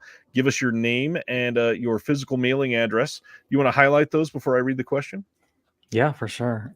So first, I showed this off on the stream the other night, but we have the Horror Pack exclusive of Hexing. This is spine number 40 for those of you who are into these.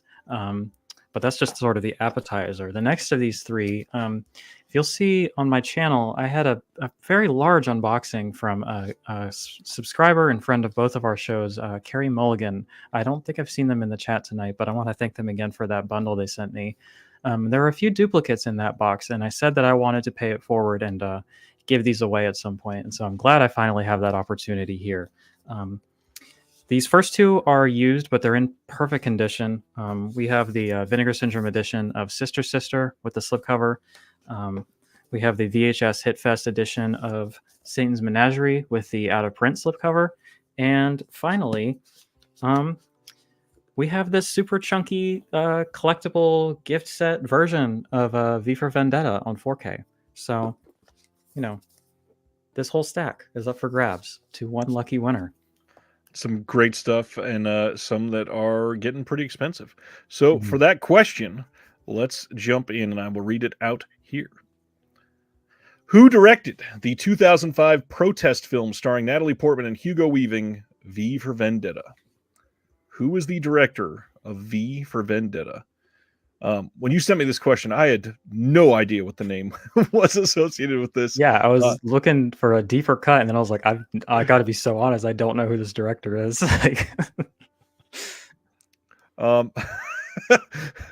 Wow. This did not last very long. I think people are catching on. We have a lot of the same guesses in terms of the writers of the film, which is probably what I would have guessed if you really made me pick an answer. Especially because they've directed films that they've written before. Oh, I see. I see why the person who won this one. I think that might be a clue of who won this one. So let's go to the answer. Answer for this one is James McTeague, I think. I've never heard this name said out loud. McTeague, something like that. Are you seeing the same winner I am?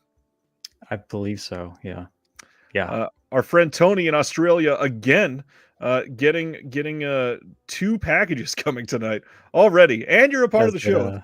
That seems it wild. dawns on me that I have to ship something to Australia. I'm very happy for you. Excited. Congratulations, Tony. That's incredible. Y'all Aussies like know each other like the back of your hand. I swear, whenever you guys are live, it's like a director will come up and immediately somebody's like, "Oh, Australian." Well, and usually it's like, yeah, I saw him a couple weeks ago at the film festival. It's like, what do you mean? Congratulations, Tony. That is fantastic. Chris says, at least you get to combine shipping. I wish that was the case. The first one was from Cauldron, and they are shipping it out directly. But that brings us to our last of the special features awards. We've talked about all of the on-disc content, and now let's talk about best newly written essay from our frequent physical media advocate contributor, Rachel Belwar. Hi, my name is Rachel Belwar, and when I'm not trying to reconfigure my room to make space for more movies, I write for the websites Comic-Con and Diabolique magazine. I also have a regular column in Disconnected's Physical Media Advocate, and if you're wondering why Oliver Reed's behind me, because it's Oliver Reed, but also because I write for Cinema the 70s and Cinema the 80s magazine. The reason I'm here today, however, is to introduce the nominees for Best Newly Written Essay. Not that it takes much to get physical media collectors to pre-order movies, but there's a reason some labels only make the essay booklets part of the limited editions. They get us to pre-order, and they're really valuable examples of film criticism. So without further ado, the nominees for this year's Shelf Shock Rewind Award for Best Newly Written Essay are...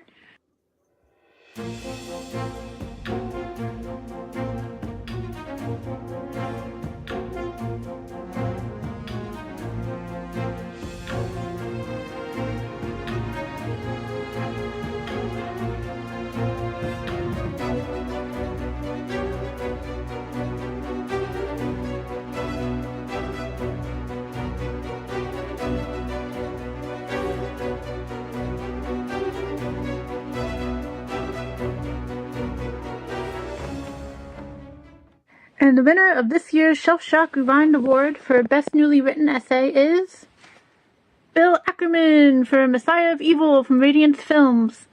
Congratulations, Bill, on being the winner of both the CSE and Community Vote this year. Unfortunately, Bill couldn't make it, but we do have his commentary with Amanda Riaz on Pray for the Wildcats to accept this award on his behalf. Congratulations again, Bill. I love the joke at the end. It was too funny to cut out, but as you may already be aware, we actually do have Bill to accept the award. So let's talk to Bill for a moment. But thank you so much for this. I didn't really realize that many people had even read the essay I wrote for Messiah of Evil. So this was total surprise. Very nice surprise. Messiah of Evil is one of my favorite films, and so it was total honor to even be involved in the project at all. Thank you first and foremost to Kat Ellinger, who invited me to be part of the project, and Fran Simeone. Radiance Films is an amazing label, and I was totally honored to be part of it. Also, so many of my favorite film writers are involved with this release. Kim Newman, Stephen Thrower, Alexandra Helen Nicholas, Maitland McDonough, Mike White, Kat Ellinger herself, Amanda Reyes, my frequent commentary partner. So a lot of my favorite voices are involved with that release. And so it was very much an honor to be on a release with them. Shout out to Joseph Dwyer, Larissa Glasser, Andy Marshall Roberts for their all great essays in the book, along with Amanda Reyes and myself. And also, special thanks to Stephen Katz, the director of photography on that film, who spoke to me about his work on the film and his memories of what some of the visual influences were on Messiah of Evil. Also, just wanted to just quickly plug Rob Scavarla for Arrows Fighting Back, Heather Drain for Mondo Macabro's Dr. Caligari, Alexandra Helen Nicholas for Second Sight's Martin, Lisa Petrucci for American Genre Film Archives, The Defilers, Smell of Honey, Swallow Brine Double Feature, and Brad Stevens for Radiance's release of OC and Stigs. Those were some of my favorite essays of last year, and so I just wanted to plug their work as well. Go read them if you have interest in them as writers or those films, or just like good film criticism. Those are some to check out. Anyway, thank you so much total honor to be to win for my writing in this. So thank you. I got to shout out Bill for the selflessness here. There's so many incredible essays that are written every year that are a part of releases, and obviously something like this wonderful Radiance release of Messiah of Evil has this giant book, and Bill's isn't even the only essay in this book. So if you have it in you, make sure you check out some of the essays that come in these, and it also is kind of an indicator to either pre-order or buy early for some of these releases, because most of the time, unless it's Criterion, you don't usually get a lot of these essays because it's only in that limited edition. It's expensive to print these booklets, and in many of these cases, I mean, some of the books in these are actual books, like giant tomes of amazing, written literature. So please, put your heart and soul into something that they also put their heart and soul into. Yeah, I agree. All right. That brings us to a really interesting part of the night. If you were here last year for the Shelf Shock Rewind Awards, we gave an honorary award in Sergio Min's name, and we're about to do the same thing tonight. So let's start that process.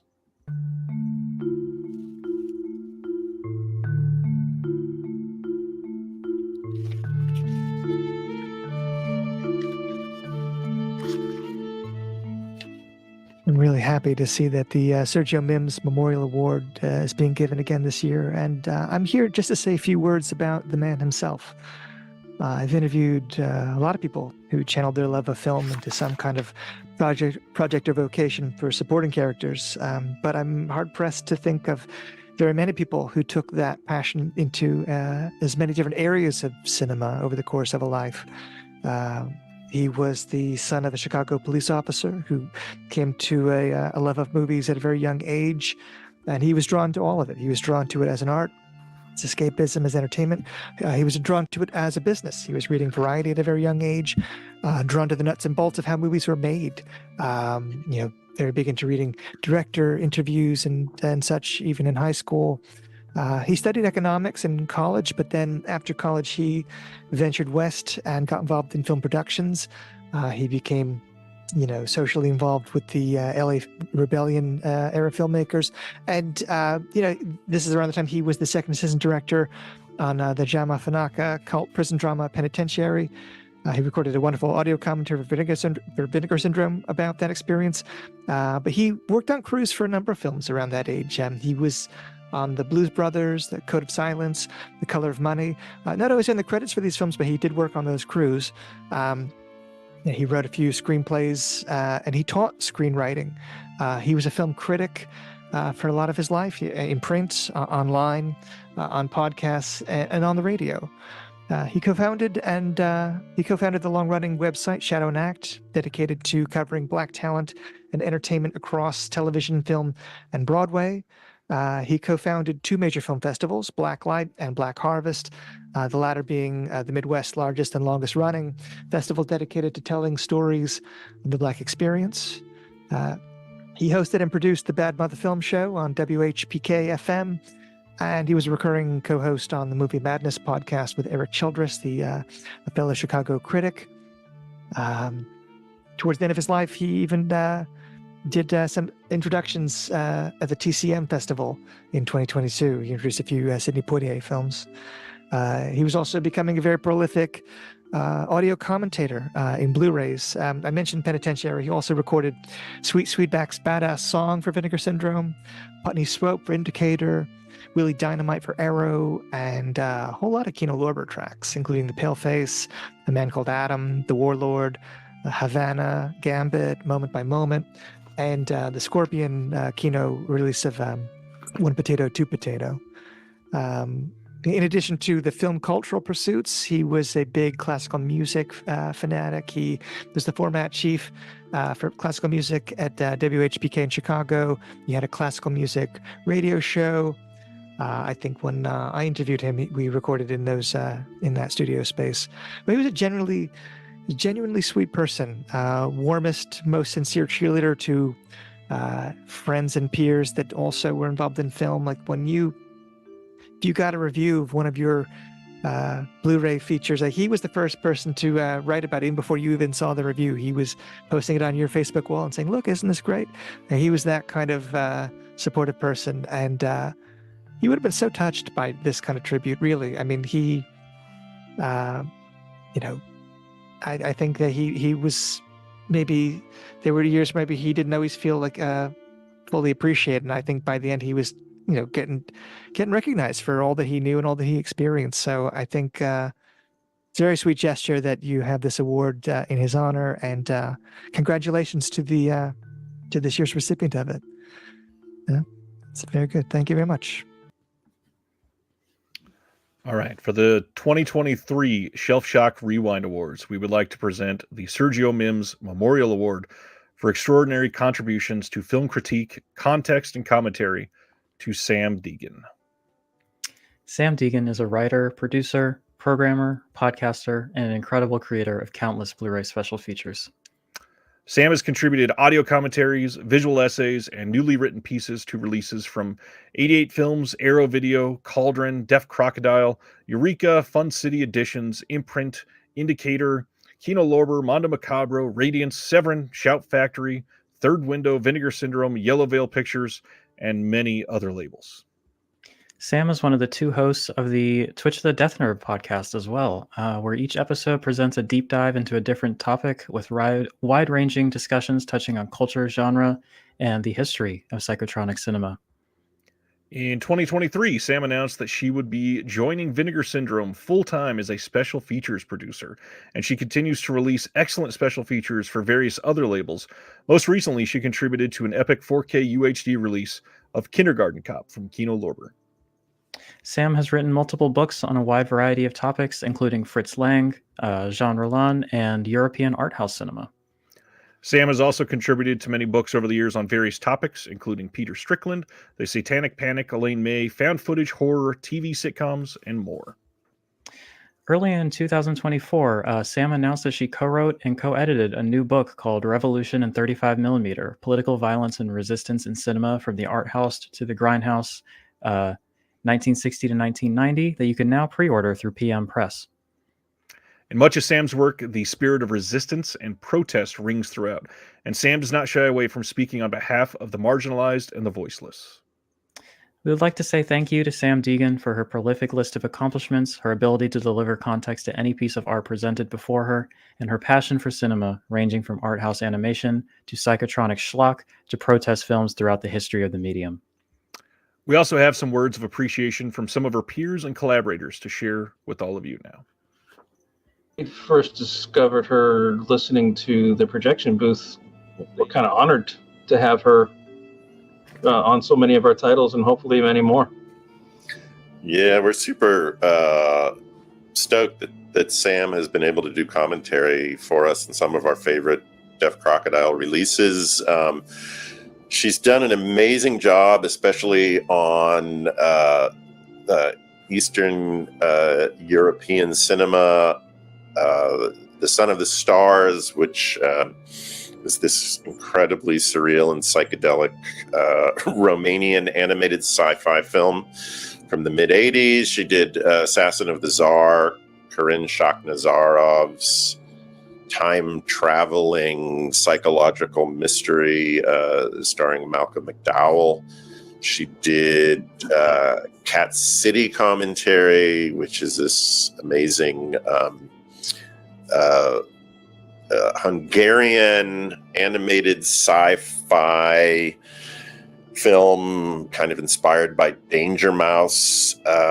She did Visitors from the Arcanic Galaxy, incredible Croatian sci-fi fantasy, and she's just brought a level of scholarship and insight to talking about these films, especially talking about the kind of cultural and political context these films came out of, which adds a whole other level of depth to her commentary and the conversation. So we love working with Sam. I think she's one of the best. Yeah, she doesn't just describe what's happening on the screen. You're getting listening to the commentary is it's a whole entire extra, hour and a half of absolutely new content with lots of insights. She's really good at it. We're really, really glad to have her. Yeah, so Sam Deegan is somebody that I'm very happy to consider a friend and a colleague. I've known her in various capacities over the years. She's always, regardless of, whether I'm working with her or just sitting one-on-one with her talking about movies, her passion's palpable. She's a friend to everybody in the industry. She does amazing work. I'm happy to have her as a colleague at Vinegar Syndrome, and also just to be able to talk to her casually about all of the things that we're stoked about. She's an amazing writer. She's dedicated to research, which I think is something that often gets overlooked, I think, in our industry to some degree, is that kind of stridently academic, drive to learn and to share what you've learned with other people. And I think that Sam does that better than almost anybody else I know. Wow. First of all, congratulations, Sam Deegan, on the Sergio Mims Memorial Award here at the Shelf Shock Rewind Awards. Part of me wonders at what Sam thinks, because she's told me many times that there is an inherent fascism in the entire concept of awards. Not in recognizing good work that people do, not that, but labeling someone or something that is art or even academia as being the best of the year, or this is better than this in some way, putting some sort of judgment on a thing as being fascist. But I think this is different. This ain't the Oscars. This is different. This is me talking to Sam here. This is different. We are a community of people who are so indebted to you, Sam. Me as your podcast partner. Hi, I'm Charles. We owe you so much for the work that you do, just making concepts that are otherwise esoteric or we would never relate together, but it's just, I see cinema so different from your commentary, from conversations that I get to have with you. I'm very blessed for that.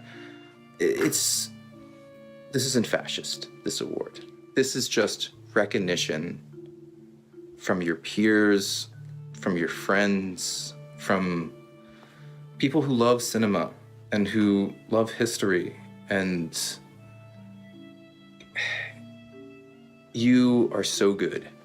You do such good work, and think of this not as an award for being the best, which it is, but don't think of it that way. This is just a thank you for what you do, and we love you. And don't ever stop. Keep your fucking nose to the grind. You're doing such good work, and it's not unrecognized. It's not going into the void. It may be niche, but it's important, and we love you so much. Congratulations on this award from everyone that has ever listened to one of your commentaries or read one of your essays or books or seen a video essay or so much you have done, and we honor you, Sam Deegan. Well, I'm glad we beat the fascism allegations, Ryan. That's very good for us. Real quick, first, I want to shout out Bill for that really touching and really beautiful introduction. I also want to go off script a little bit here and just talk about how cool I think Sam is. I think that she's honestly the best, and it's really been a privilege getting to talk to her more personally over the past year. And hopefully I'm not being too I'm not going beyond my bounds by saying that I'd consider her a friend at this point, and that's been a real honor and privilege. And anytime I see Sam on a release, it's that's a must have, or like that's a must listen. Her podcast is fantastic. If you've never heard it, go look that up. Her and Charles both are wonderful on it. Go pre-order her new book. I can't wait for it. Gonna just essays by tons of different people in this space. The new cover from Haunt Love, which is beautiful. It's on pre-order now. This was like a no-brainer for us. I want to congratulate her for her new job at Vinegar Syndrome. Just really awesome stuff. And also, we forgot to mention this at the jump, but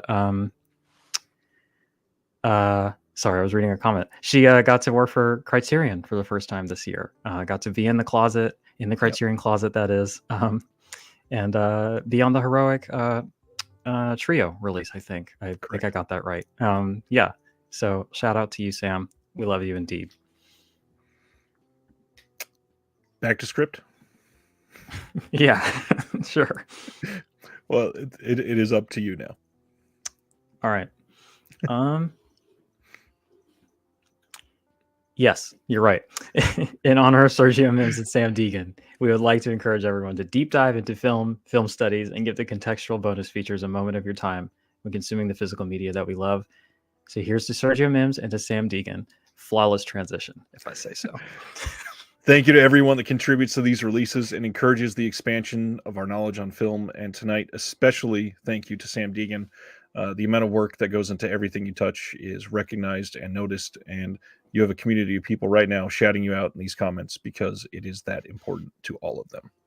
So thank you.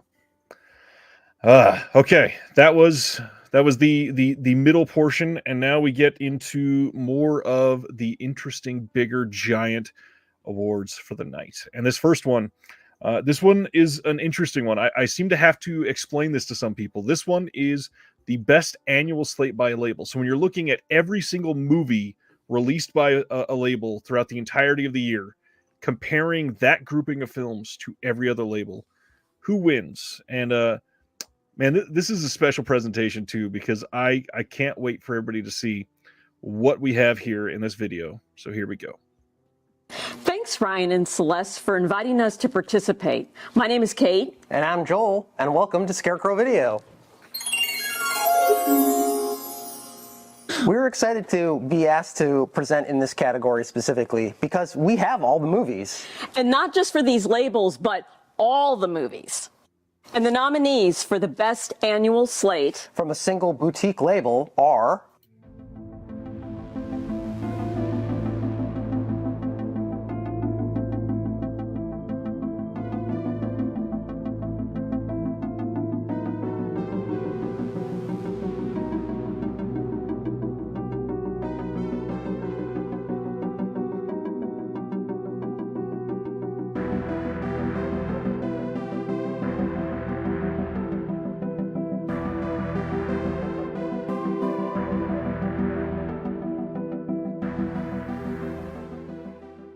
And the winners for the best annual slate from a single boutique label are... The CSC vote went to Radiance Films. A huge congratulations to them. This is a really big deal as it's their first year out. And the community winner is, for the second year in a row, Vinegar Syndrome. They've been around a lot longer than Radiance, and they really do get bigger. They get better every year, and the community seems to really respond to what they're doing. So big congratulations to the team over there. Congratulations to the winners. Back to you, Ryan and Celeste. That's really cool to have Scarecrow Video shouting you out from inside Discord. That overview shot was like, man, a mecca if I've ever seen one, huh? Before we start announcing, certain ones that we loved and all the titles and all the appreciation for Radiance and Vinegar Syndrome, let's hear from them one more time. My God, that's absolutely incredible. I can't believe it, really. I mean, I'm speechless. I can't believe that we would win the best slate. I mean, I think a lot of people know, there's lots of stuff out there, and, I've done various interviews. The slate is very personal for me. So, I guess that makes it all the more touching, really, that people are responding so well to it. I'm flabbergasted. thank you very much. It's absolutely amazing.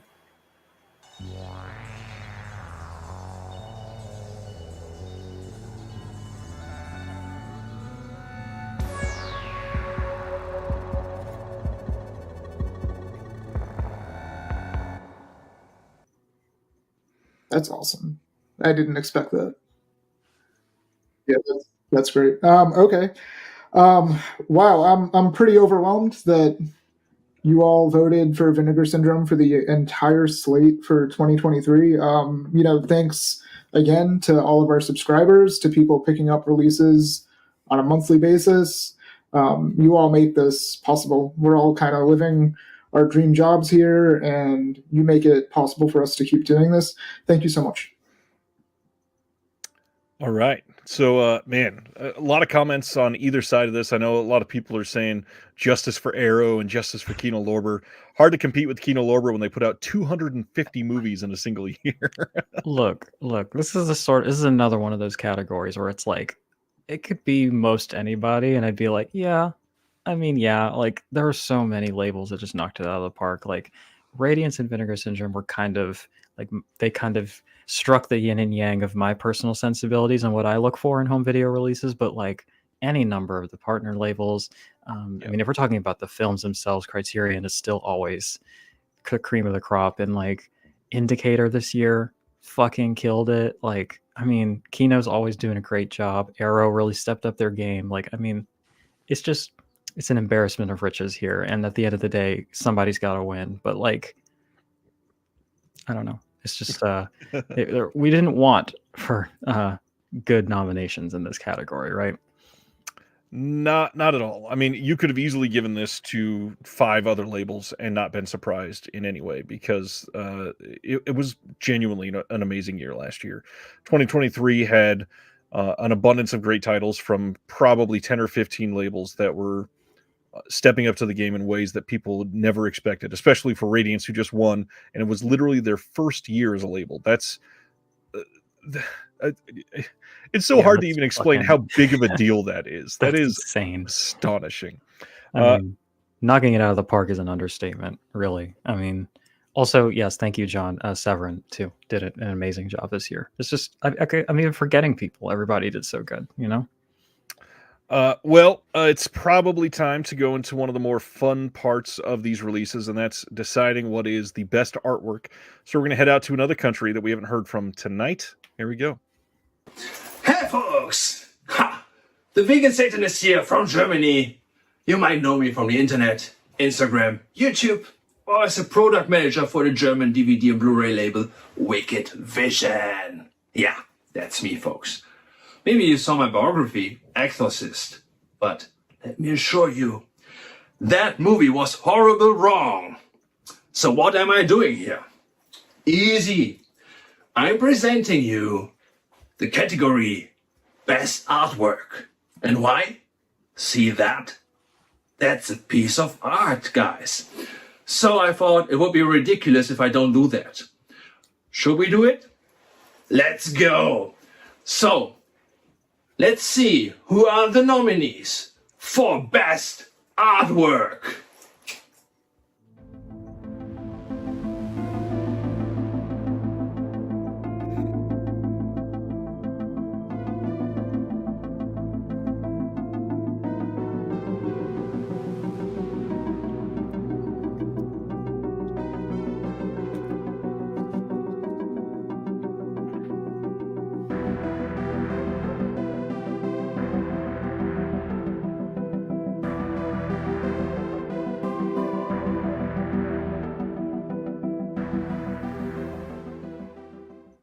Holy moly, these are great nominations. But only one can win. There's only one. That's what we all know from Highlander. So let's dig in and see who won. I got the book with me. Oh, don't be afraid of that book. I'm a professional, I'm a demon, I can read it. Guys, seriously. So, here we go. Clap to... Wrong page, I'm sorry. Here we go. Winner for Best Artwork, Creator Selection Committee and Community is Richie Beckett for the Wickerman 4K release for Studio Canal. Richie, congratulations, buddy. You made it. You are official artist now. No, just kidding. You're an artist anyway. But you won for best artwork. And that means a lot because real nerds voted for you. Real nerds. Anyway, all the other persons who were nominated and didn't win, you did an awesome job too. Because let me say this for you. All of you are important for the physical medias. People buy it only because of great artworks. And you all do a great job in that. And please don't stop doing it because we only survive because of you. All right? Okay. Now I will give it back to Ryan and Celeste because I'm not the only one who can talk this evening, right? But we see us anyway. Keep your eyes open. And believe me, the vegan Satanists will be around when you don't expect it. See ya. Wow. Oh, I can't believe we got Tobias Forge to announce this. It's so cool. In all seriousness, from one vegan Satanist to another, great job, and your makeup is incredible. I'm genuinely kind of taken aback there. So, for those that don't know, that is Laurent Omanzik, who is from Wicked Vision in Germany. He does a lot of incredible work for a label that goes under the radar far too often for being the first to put out many films in Germany for the first time ever. And I have tons of their releases here in the States. They do remarkable work, again, with really great artwork. That's a big focus for them. And they do just astonishing work. If you've never checked them out, please do. Wicked Vision is amazing. But really, Richie Beckett winning for the astonishing Wicker Man 4K release. This isn't really a surprise. That release is crazy. The art on everything associated with all of the releases for that film this year was wild. They went above and beyond to make it look stupendous, and I'm glad this won. Some fun facts: the CSE vote. Dave McKean for the Pied Piper lost by a single vote, only one vote. So Deaf Crocodile almost had their second win there that night.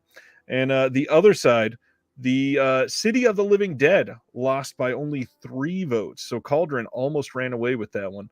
This was a very, very close category. And when you're talking 3 amongst hundreds and hundreds of votes, that is nothing. This was stacked.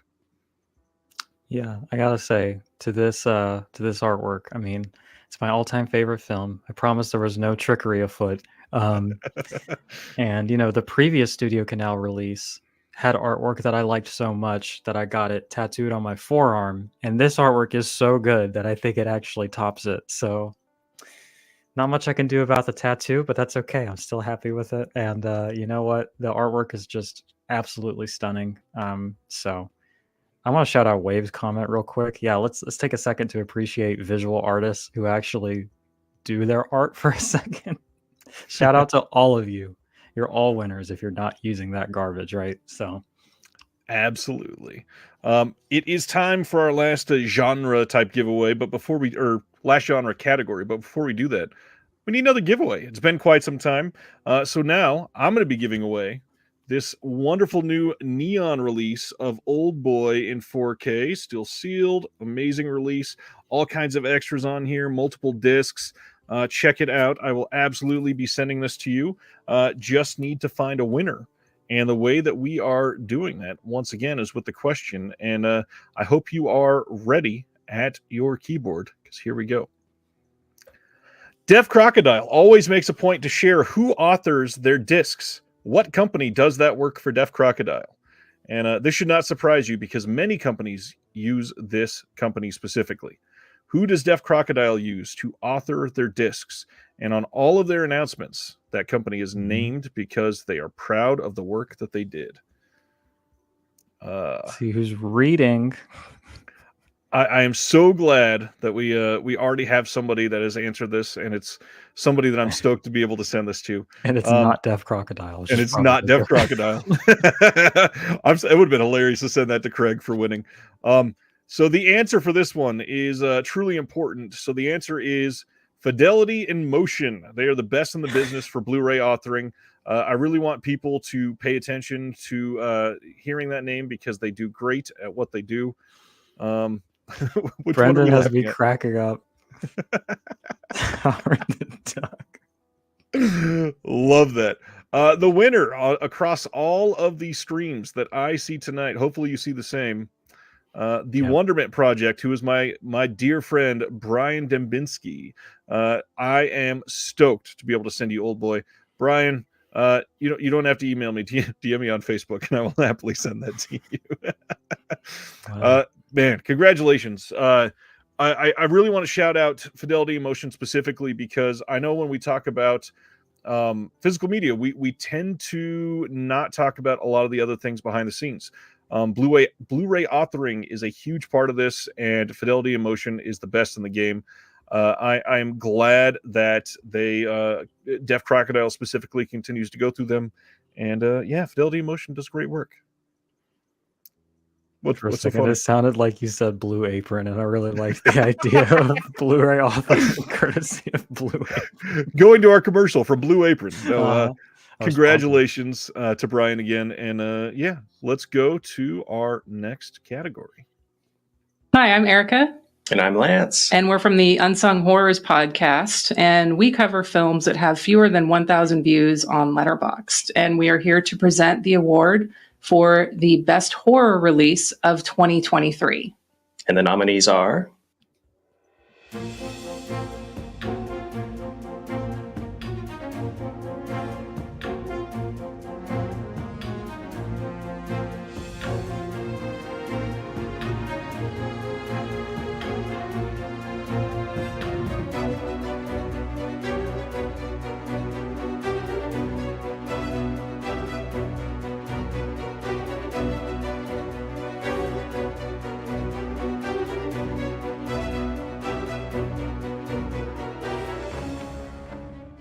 And the winner for the Creators Selection Committee is the Texas Chainsaw Massacre 4K from Second Sight Films. Also, the winner for the community vote is the Texas Chainsaw Massacre 4K from Second Sight Films. Congratulations. I don't think that one was much of a shock to anybody. Texas Chainsaw Massacre is a beast and obviously was going to run away with something like this. It's a huge honor. And TCM2 ran away with it last year. Yeah. So next year, maybe we'll get an incredible release of Leatherface. TCM -1. Congratulations to Second Sight. They've surely won a lot tonight, but they are a company that has done some amazing work. And when you look at the size and scope of everything with this release, it is hard to argue with how great the work was done on it. So shout out to Second Sight. And now we're into the first of like the giant ones that we're going to go through at the end of the night. This first one is going to be a contentious one for a lot of people, so I apologize in advance. This year was kind of the year for box sets. Yeah. There are any other year, there's probably 12 box sets here that could have won on versus every title from that year. But man, 2023 was the year of box sets, and I hope that you are ready for this. Here goes best box set.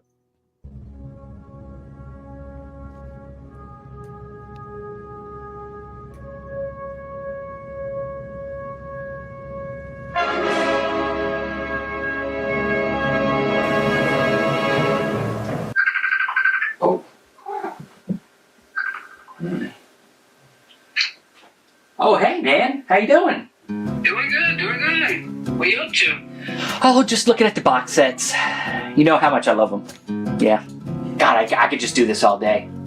I mean, the artwork and, just the wealth of discovery here. I mean, yeah, I haven't seen everything, but I will see everything. You know what I'm saying? I hear you, man. Box sets, are some of our favorite things when it comes to collecting movies. All the special features, the great artwork, and just having all of those movies all in one location is such an awesome thing. It is, man. I'm noticing that your box sets are looking a little bit different. Do you normally have them like that? No, I just rearranged them like this for the video. Yeah. I got shit everywhere. And speaking of box sets, are we supposed to be doing our nomination video for Shelf Shock Rewind? Ah, yes. You're right. Oh, hi there. We didn't forget about you. I'm Stephen Billings. And I'm Andrew Cabral. And we're from Chasing Labels. And we are here tonight to present the award for Best Box Set. And the nominees are...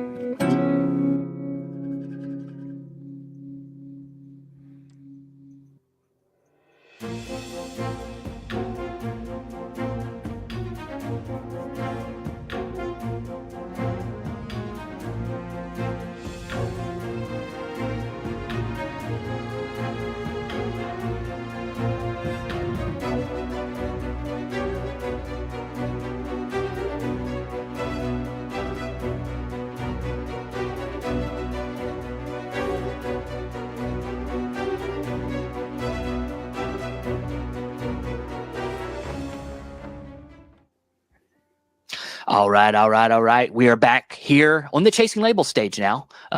You're out of the phone. You're not in the phone anymore. No, I'm not. I'm unleashed from my cellular prison and back here on the Chasing Labels stage properly. Yes. And now we are here to say the winners for the Best Box Set of 2023. And I will start with the Creator Selection Committee winner. And the winner is, from Severin Films, The Sensual World of Black Emmanuel. What a fantastic box set. I think not only, of course, the content inside being amazingly, it's amazing that it all came together, but just the design here. The design's amazing. The pinwheel in the middle. Look at that book. Andrew, what do you think? Very nice set. One of the best, compendium box sets of the year, no doubt in my mind. And now presenting the award from the community. And the community decided on the Arrow video release of Enter the Video Store, Empire of Screams. Love it. One of my favorite releases of the year. Mine as well, Stephen. Mine as well. Lovely design here once again. Solid construction. You get several films in here, all from the unique company that was born in the 80s. It was here for a short time, but gave us some really cool 80s horror classics. Love it. All right, guys, there's your winners. Now back to you, Ryan, Celeste. Keep on rocking. Oh, Stephen. You should be studied, I think. So again, tough category. This one was very close. Want to shout out for the community side. Between first and third place, only 6 votes separate first and third place. That is how close everything is. This is such a crazy hard category. When you're looking at the entire world box sets, I mean, there's stuff from multiple continents that were just amazing this year. Indeed. Shout out to Severin. Either of them, unfortunately. I mean, this release is amazing. The book in this is overwhelming. Everything about it is an incredible release, and we might hear a little bit more about that in just a little bit. But first, let's hear back from James at Arrow Video. Oh my goodness, thank you very much, guys. Well, who would have thought that a box set with the Dungeon Master in it would ever get Best Box Set? But I mean, that's I think it's amazing. It's, the Dungeon Master, aka Rage War, The Challenges of Excalibrate. That is peak cinema. But again, it's one where we were, we loved the movies and we were trying to find an angle around doing an Empire Pictures set that maybe didn't have a lot of the kind of the key Empire titles in it, and how would that work? And so working around the video store nostalgia idea and, evoking those kind of childhood memories that we had of browsing video store shelves and seeing the Empire films on them. And, Neil Snowden, who produced the set, did an amazing job working with Heather Buckley, who produced most of our extras, along with Dave Wayne and Matty Budricic, who also contributed a bunch of other great extras. And they did an amazing job and entered the video store as a result. And that was volume 1. And hopefully you will see further volumes, not necessarily dedicated to Empire Pictures, but other volumes of Enter the Video Store in the future. I mean, that's the first reveal we've got of something pretty crazy on the show. That's pretty amazing. That means there are more Enter the Video Store titles probably coming in the near future. Right on. Real quick, I think we missed a super chat from Dustin earlier. He gave did. a fairly generous donation. I wanted to highlight him real quick. I DM'd him on Facebook to thank him. Right on. I also want to shout out another person that was involved in this release who happens to be in the chat, Lee Gambin, who's an incredible producer and touching all kinds of companies, including Second Sight, Arrow Video, Altered Innocence, and many, many others. Lee is a wonderful, incredible, creative person that I absolutely adore. So thanks for being here, Lee.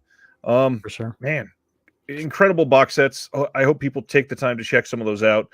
Especially the ones that were not even nominated. Again, there were probably another 10 that you could have argued were easily up there for best box set of the year. And unfortunately, limiting it to 5 kind of makes this a very difficult category.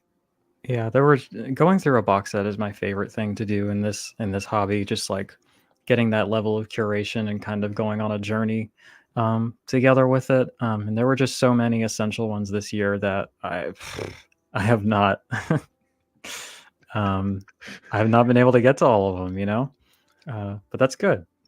Aaron West just paid $20 for you to ship 2 discs to Tony. So thanks, Aaron, for that. Thanks, Aaron. I appreciate that. We are going to go on to our next one, which is Best Steelbook. Now, Steelbooks have been an odd little transitional period because Best Buy used to be the main carrier, and unfortunately, they are now out of the physical media game. But it is here for us to round up the best steelbook of 2023, and we're globetrotting through this one. So here we go. Kveld from Norway. This is Chris Haskell with They Live by Film. I don't know how much you know about us, but we're a film discussion podcast that specializes in interviews and discussions with physical media leaders, boutique Blu-ray publishers, film restoration specialists, the like. And actually, the other half is a film discussion itself, where we watch 2 to 3 movies and sometimes love them, sometimes hate them. Just recently did a 3-parter on Nick Cage, which was a lot of fun. I have a personal connection to steelbooks, so very excited to introduce this category tonight on 2 levels. First is for years I sold AI into steel mills, so felt like I helped produce the steel that was on your shelf. And second, I love them, and actually my early memories for the books themselves are with Pixar. Some of the Toy Story books that they got, Wall-E, Monsters, Inc., the like, that I still have on my shelves today. So the nominations for Best Steelbook are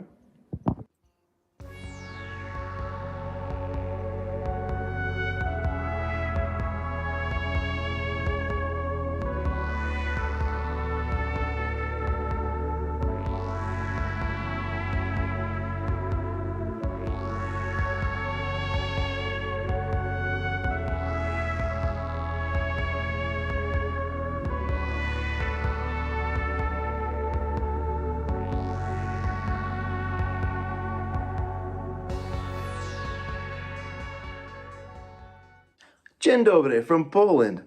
I have the exciting honor to announce a tie, which is always titillating. So, the CSC winner for Best Steelbook is a tie between the Sleepy Hollow 4K and the Wicker Man 4K from Studio Canal.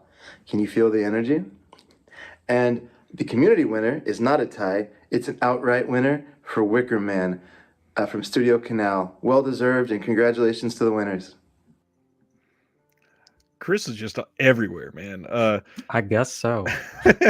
Thanks for sharing that, Chris. He came in at the last moment to help with something, and it is an interesting category because so many people are like rabid fans of steelbooks, and other people just hate steelbooks. Mm-hmm. They're delivering the same films we all love. No big deal. It's just different packaging. I'm glad that the art is there to be appreciated.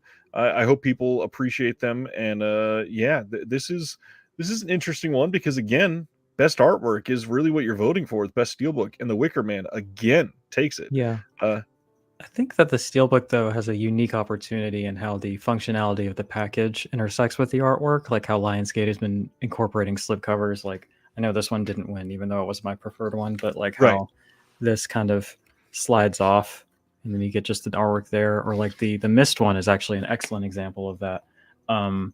But then also when you open up the Steelbook, you can kind of have like the artwork go across the whole thing. And there's just fun ways to go about it. I'm not the biggest Steelbook fan, but I think that they're fun when they work, and I know that they have their community, so I'm happy to have them represented in this category. Exactly. Same here. Another thing I'm happy to have represented is giveaways, and it's been a while since the last one. So we have 2 more left. I'm going to go into the 7th one tonight. Be ready at your keyboard. Next question is, what band wrote and recorded and performed the music for The Wicker Man from 1973?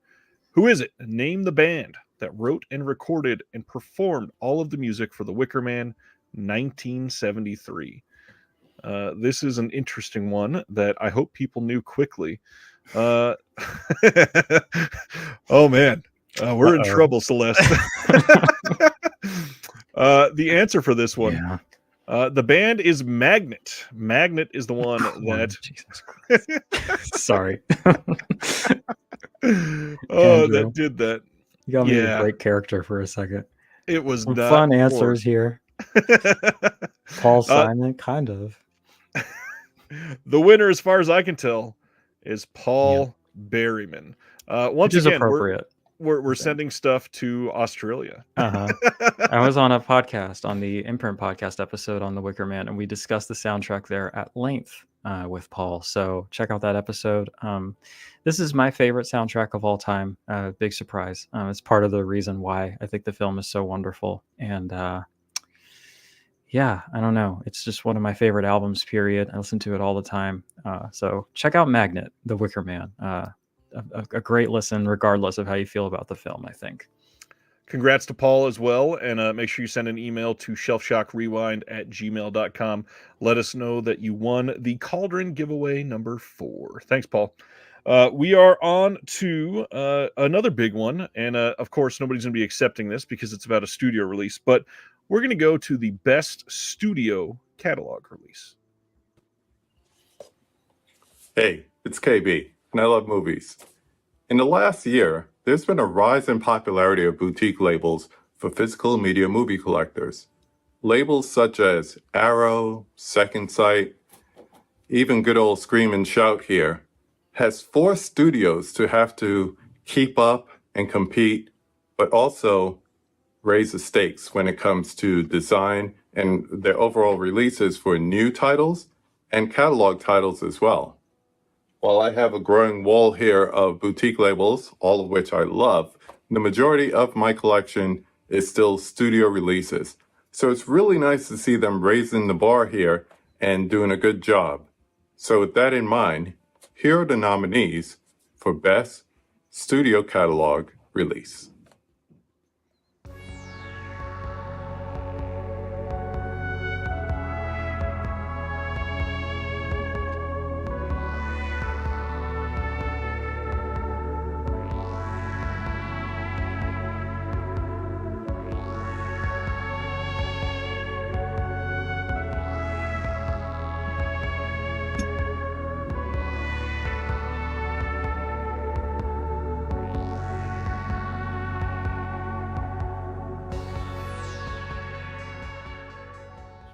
And the CFC winner for Best Studio Catalog Release is The Exorcist 4K Bible Edition from Warner Brothers. And the community winner for Best Studio Catalog Release is The Exorcist 4K Bible Edition from Warner Brothers. Congrats to all the winners. Yeah, this one's tough because so few people could get it, but good gosh, did this release look pretty great. Yeah. Sivner says, congratulations to the 2,000 people worldwide that got one. This was a very expensive release, one that I think just recently there was another wave of cancellations for people that had ordered this months and months and months ago, and they just got canceled in the UK. But I don't have this one. I don't think you have this one, do you? No. No, I this, don't love The Exorcist like that. I'm sorry. That's a lot of money, and I'm glad that people got this. I don't even think I knew about it until it was sold out, to be honest with you. So Yeah, this one sold out day of the announcement, the day it went up, but there was a couple places you could sneak in and get some. Shout out to Rough Cut Video in Canada, who sold some sets because people forgot he existed for a couple days. So if you're in Canada or looking for a good retailer out of the Great White North, look up Rough Cut Video. Yeah, that's a tough category, but I really hope more studios step up like Warner Brothers did on that set, because people are out there, they want them. And yeah, it would be nice. Did I hear right that we have Max von Sydow waiting to accept the award in the wings from the grave? I misheard. Sorry. No, Max von Sydow is not here. However, we are going to stay in the UK area and go for the best Region B release altogether. Here we go. What's up, everybody? Garrett here from Born to Be Rad. And I'm Mel from My Killer Podcast. What is going on, everybody? We are the Rad Pack, and we could not be more excited to be a part of Disconnected's Physical Media Awards show to present the award for the best Region B physical media release of 2023. Yeah, 2023 has been a great year for physical media, especially when it comes to Region B releases. I mean, studios like Arrow Video. Or Umbrella, even Viavision. And, I mean, most of all, Second Sight Films. And the nominees are...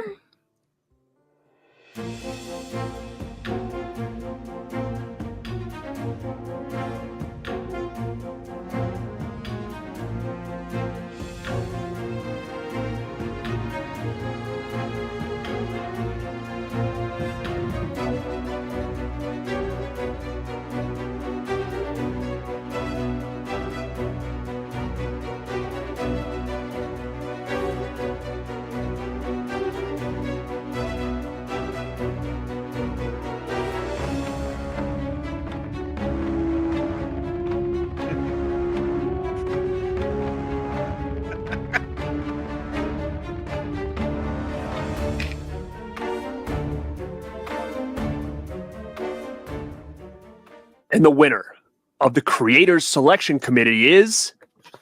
Hellraiser, Quartet of Torment! Oh, what a sick release. Awesome, awesome. And the community winner is... Excuse me, Greta, if you don't mind. Thank you. Arrow Video, Quartet of Torment, the Hellraiser box set. Gorgeous, gorgeous set. Again, thank you so much for having the Rad Pack on to present this award. Long live physical media. I have no idea where those titles went through. Steven, you're fired for that, by the way. Will, you're funny. Yeah, this is obviously a very stacked category. And when you're looking at everything from Region B, this is an amazing set, period. Yeah. This is a beautiful set of 4 amazing films in 4K. Lots of work went into this, and it's an achievement to get something like this put together. Look, I know this was an easy pick because Hellraiser is just so iconic and so wonderful as a series on its own, but man, did they fucking swing for the fences on this release, and I could not be happier with it. So I'm very excited about this one, for sure. This is a big deal. Region B releases have been doing great. I do want to say it only won over Texas Chainsaw Massacre by 1 single vote in the CSC. So again, voting matters. It's a big deal. Jack wants to know political around here, but voting matters. How many categories or awards are left? We are down to our last 5. We are nearing the end of this. So if you are excited for that, so am I, but we still got somebody that wants to say thank you for the recognition for Hellraiser. So here we go. Well, thank you very much, everyone. I mean, that's amazing. The Hellraiser films have obviously been that they are British horror classics, or at least the first 2 are, before the series goes to America. And we've loved Clive Barker, and back from when we did the Scarlet Box back in 2015, it's been a key part of the catalog. And so to be able to revisit the films in 4K and bring in Hellraiser Bloodline, which previously a lot of the time, the Hellraiser films were talked about as a trilogy, only kind of films 1 to 3, but really I think that it makes more sense as a quartet, the films 1 to 4 before the series went DTV, and to be able to rectify that and to do these amazing 4K transfers I think is something that we were all really thrilled by. So most of the credit goes to my colleagues Neil Snowden and Michael Mackenzie, who produced the set, and to James White and James Piercy, who oversaw the restorations of the films, and all of our key collaborators in the bonus features who showed us new ways to appreciate pain and suffering. Always valuable, I think. Always valuable. But moving right from Region B to Region A, we should probably discuss the best Region A release. And for that, we go to somebody that's been involved in many of those Region A releases, Nathaniel Thompson. Wrong thing. I apologize. 1 second. Why don't we do our last giveaway first while we work on that? This one is, who did the music for Martin Scorsese's 1985 One Crazy Night film, After Hours? See how many people are on their toes for this one. Yeah, you got to be on it. This is no warning. No warning whatsoever. Please write in your answer. Who did the music for Martin Scorsese's 1985 One Crazy Night film, After Hours? Looking at some comments. I think we see it. James Blunt. Thank goodness, no. It's definitely Aqua. Tangerine Dream, no. Magnet, says Jack Kane. All right, Weekend. Howard the Duck coming in clutch again. Doing Prolific. everything. But the answer for this one, which was given, the answer is Howard Shore. Howard Shore did this, and I did not even share because that came out of nowhere what we were going to be giving away. But let me find the winner again. The winner is Robert Francis. I think that's the second win for tonight. Robert Francis, speaking of Scorsese, just won this beautiful 4K release of Mean Streets from Second Sight. Good God, man. Please email shelfshockrewind@gmail.com. What's funny about Howard that, the Celeste? Duck Shore. That's so fucking funny. That might have to be made into a t-shirt later because that's pretty amazing. I think so. That must be fun to know that you won something that cool after you've already won, huh? Nice. Yeah, that's a big deal. Please send us the email, shelfshockrewind@gmail.com. I'm going to see if this is working because I just checked behind the scenes and it should be good. Here I go for Best Region A release. Maybe. Nope, I lied. You need me to banter for a bit? Please, because I don't know I can riff. Go ahead and riff. All right, what do you guys got? Let's talk. Let's chat. All right. Andrew Furtado is in the chat. Shout out you, Severn Films. You know what it is. Spinal Tap. I don't think Spinal Tap did After Hours, but you know, it's possible. Howie Mandel, the Duck Shore. Wow, the turducken of famous entities, I suppose. Yeah, we're improvising here, so I need y'all to help me out. There had to be at least one tech glitch, right? Sure, yeah. It's the inaugural tech glitch, I guess. I mean, this long into the game, Thanks, that's pretty Tony. dang good. I appreciate that. I think so too. How am I tonight, Anthony? Thank you for asking. That's very kind of you. I'm doing pretty okay. It's a little bit hot in here, as it usually is, but we're making it through. You want me to sing? I haven't warmed up for that. The filibuster, yeah, that's kind of what we're doing here. I did get my degree in political science, so you know I know something about filibustering. Yes, the voice of God. Okay, we're gonna add that to the list of people or entities I've been compared to. I think that's a pretty good one. It's a high bar to clear. Let's see. Oh, you said Ryan is the voice of God, not me. Never mind. I'm taking it off the list. Stephen Merritt. Yo, the Magnetic Fields is my favorite band. I don't know what that's in reference to, but shout out to you. Thanks, Jack. I appreciate that.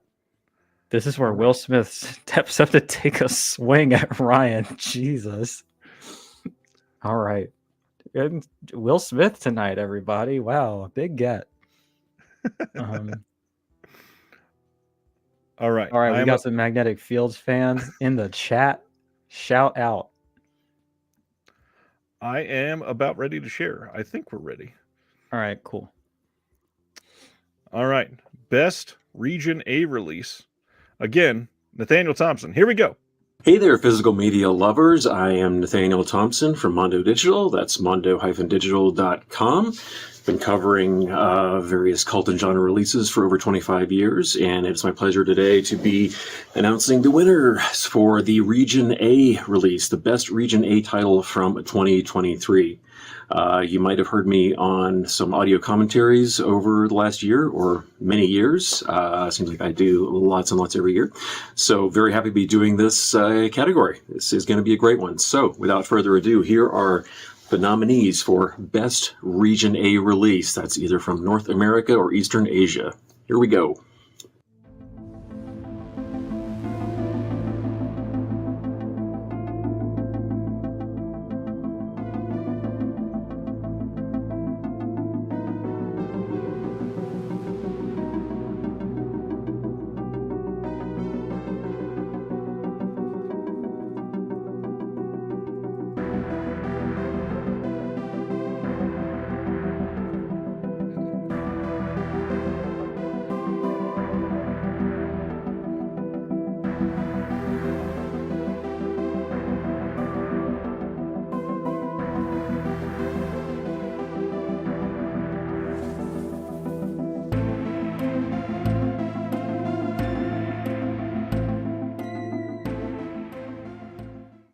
Well, there you have it.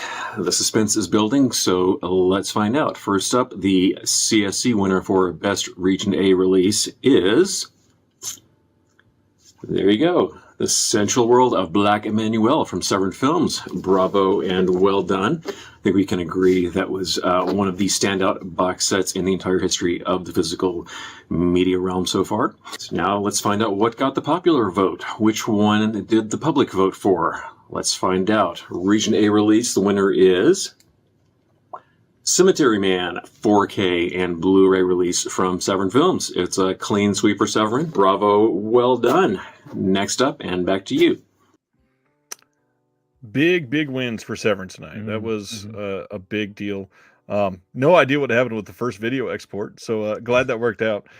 Severin killed it with those two releases, and from Severin, they wanted to share a word with all of you. Mr. Gregory? Busy, Andrew. Yeah, but I just wanted to tell you, we won Release of the Year for Cemetery Man. We did? Yeah, for Shelf Shock Rewind. They offered us, they said For we won. this? Yeah, for Cemetery Man. Della Morte, Della Morte. Oh, fantastic. Thank you. Did we get an award or a trophy or No, it's an online thing. They don't do awards. Actually, hold on. Here, we do have a snow globe. Available. It's available for purchase. It's beautiful.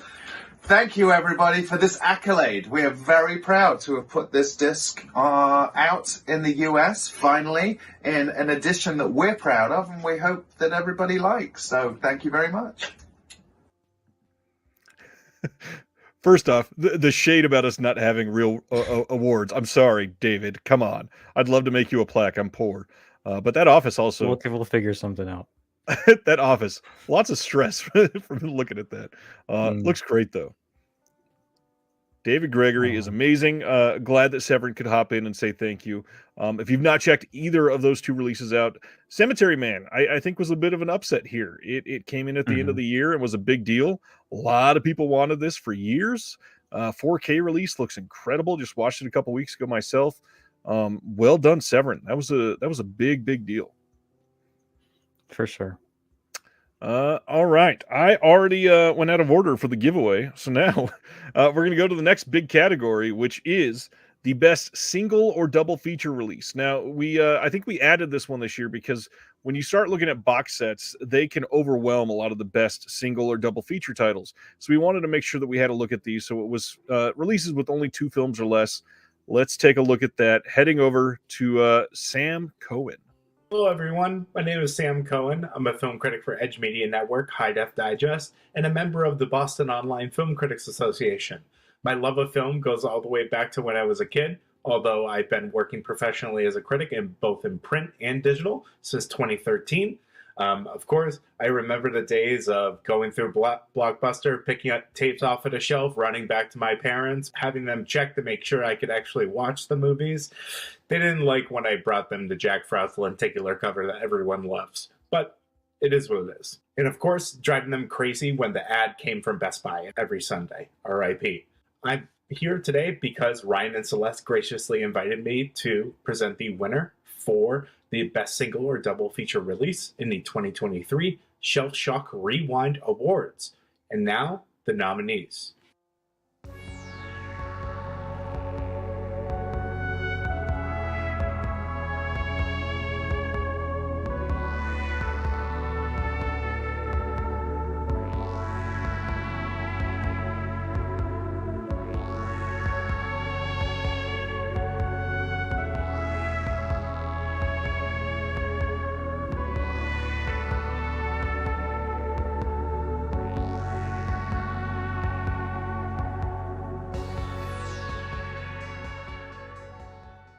And now, the moment you've all been waiting for.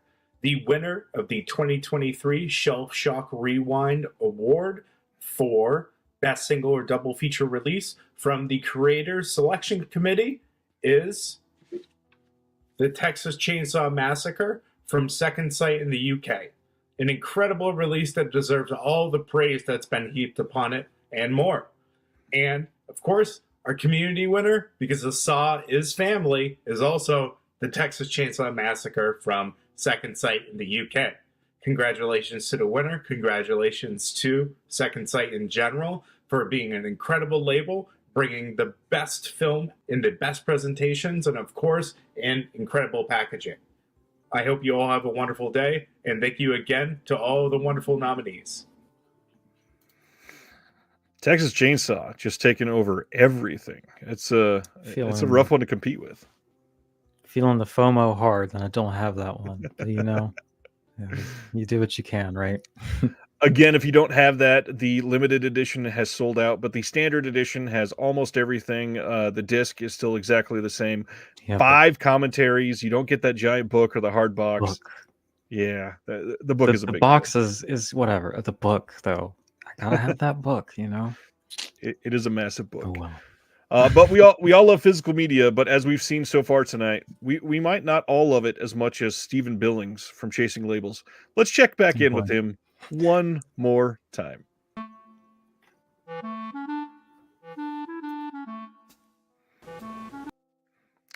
Maybe in just a moment, because again, it's the wrong one. I don't know what happened at the end here. We're going to do the last one in just a second. This is a really big deal, obviously, for all of us. And so I really want to shout out again, if you have not been able to check out all of these releases tonight or following everybody that's presented tonight, this is a group of people that are remarkable at what they do. Everybody, the links are not in the YouTube description yet, but they will be right after the show. And I want to make sure that everybody gets a shout out, because everybody from Nathan Jones to Laurent Omanzik in Germany to They Live by Film, all of these podcasts and YouTube channels and labels and people that are doing all this amazing work. You guys have no idea how much work that these people put into what they're doing for all of you. So please check it out. It is a really interesting time for physical media and for all these creators. But now, here's the last video from Steven. Honey, just get in. Physical media is the way to go. So how do you even find anything in here? I mean, is it alphabetized? Of course not. It's organized by label. Get to know the labels. Jeez. I mean, look. There's no limits in here. There's anything you want. Italian films, German films, sex comedies. I mean, look, the baby's, she's curious. Wow. Wait. Hey, Adeline, what you got, sweetie? Come here. Cannibal Man. No? Sorry.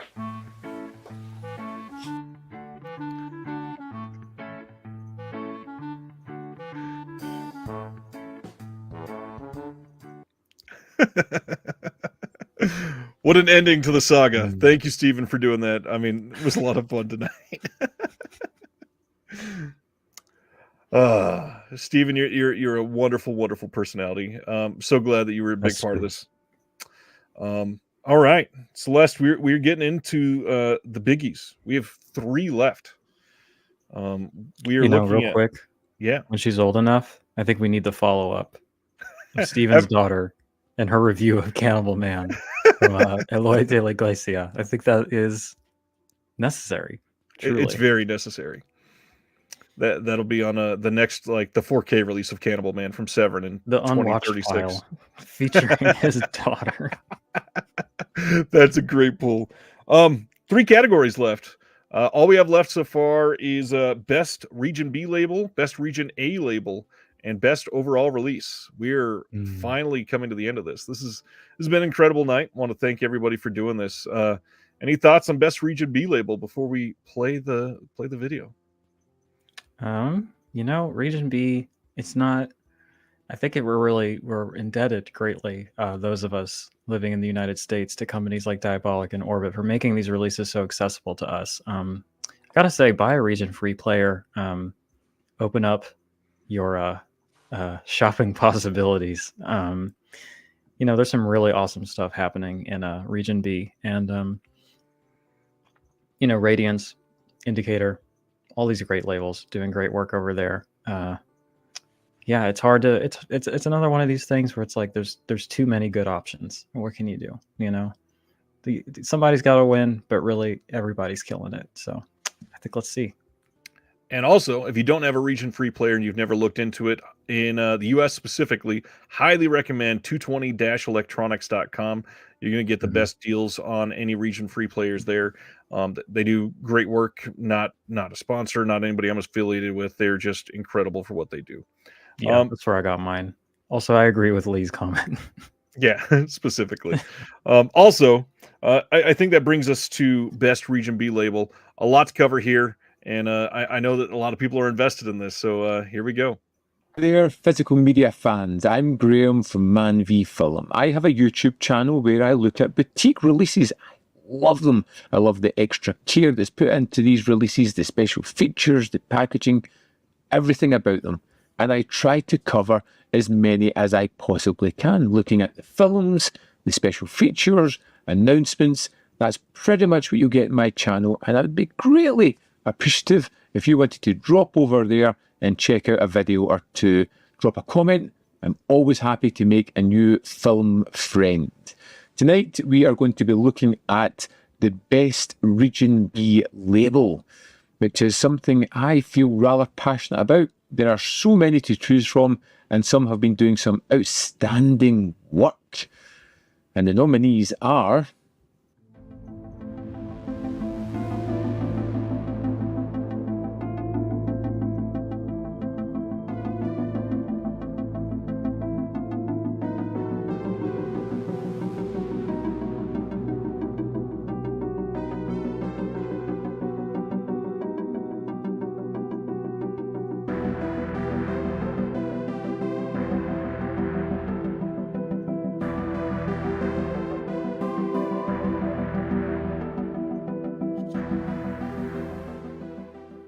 So there we have some fantastic nominees. I'm pretty sure we could rationalise why each of them should win this award, but of course I have to choose or reveal who the winner is. Now we have the Creators Selection Committee's choice for Best Region B label, which is Second Sight Films. A fantastic choice. I personally really love the Second Sight Films releases. Their luxurious packages are always filled with great reading material, some fantastic extras. The discs are packed, and the transfers, in my eyes, have always been fantastic. Very worthy winners there. But of course, we also have the Community Award, and this one goes to Arrow Video, an old favourite of mine's, the kind of boutique label that got me interested in boutiques to start with, who are still doing some tremendous stuff and releasing some fantastic packages as well. 2 very worthy winners for Best Region B label.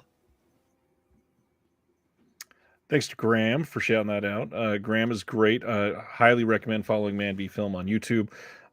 This one is interesting because Arrow won the community vote, second site the CSC, but second place for the CSC was Indicator. Arrow was actually much further down the list. This was a really interesting round of voting for that one. Mm-hmm. Mm-hmm. And Indicator, obviously releasing stuff in Region B and Region A, but still, I feel like a lot of people sleep on their releases. Indicator is one of those companies that are remarkably consistent. All of their titles have a novel worth of special features. They have great produced releases. Hope people check those out when you get a chance. But I think we should also probably hear what Arrow thinks about winning Best Region B label from the community. Wow! Thank you very much, everyone. It's amazing to hear that we've so many people still care about us enough to vote us Best Region B label, because it's been a tough year in where we've been able to withstand some kind of big pressures and still hopefully deliver some amazing releases that hopefully aren't too biased in favor of Region A. I know that's something that some people complain about, but it's always some months it's going to be more A heavy and some months it's going to be more B heavy. But our hearts are very still much in both places, and we're still in the UK. So we're never going to abandon the UK, and I can certainly promise that we have some very, very exciting Region B exclusives coming up that will hopefully keep you guys happy in the year to come. Shout out to all the labels that make the choice to release in multiple territories. That is a lot of work, a lot of paperwork, a lot of logistical problems, a lot of struggling to work with producers literally worldwide at this point. It is way more difficult to put together some of these titles than people could possibly imagine, and I'm glad that they're getting some recognition for that.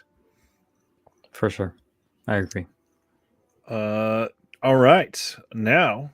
Let's compare that with its companion for Best Region A label, and going over to Christian Hanna from Planet CHH. Hello, everybody. How's it going? This is Christian from the YouTube channel Planet CHH. Now, on Planet CHH, we're predominantly a physical media channel, but we talk about all kinds of movies. I go into retrospectives and things like that, but my biggest thing is promoting physical media, which is the reason we're all here tonight. So if you want to check me out over there, check me out at Planet CHH. But tonight we are here to talk about the Best Region A label. That is the category that I am here to present. And the nominees for the Best Region A label are...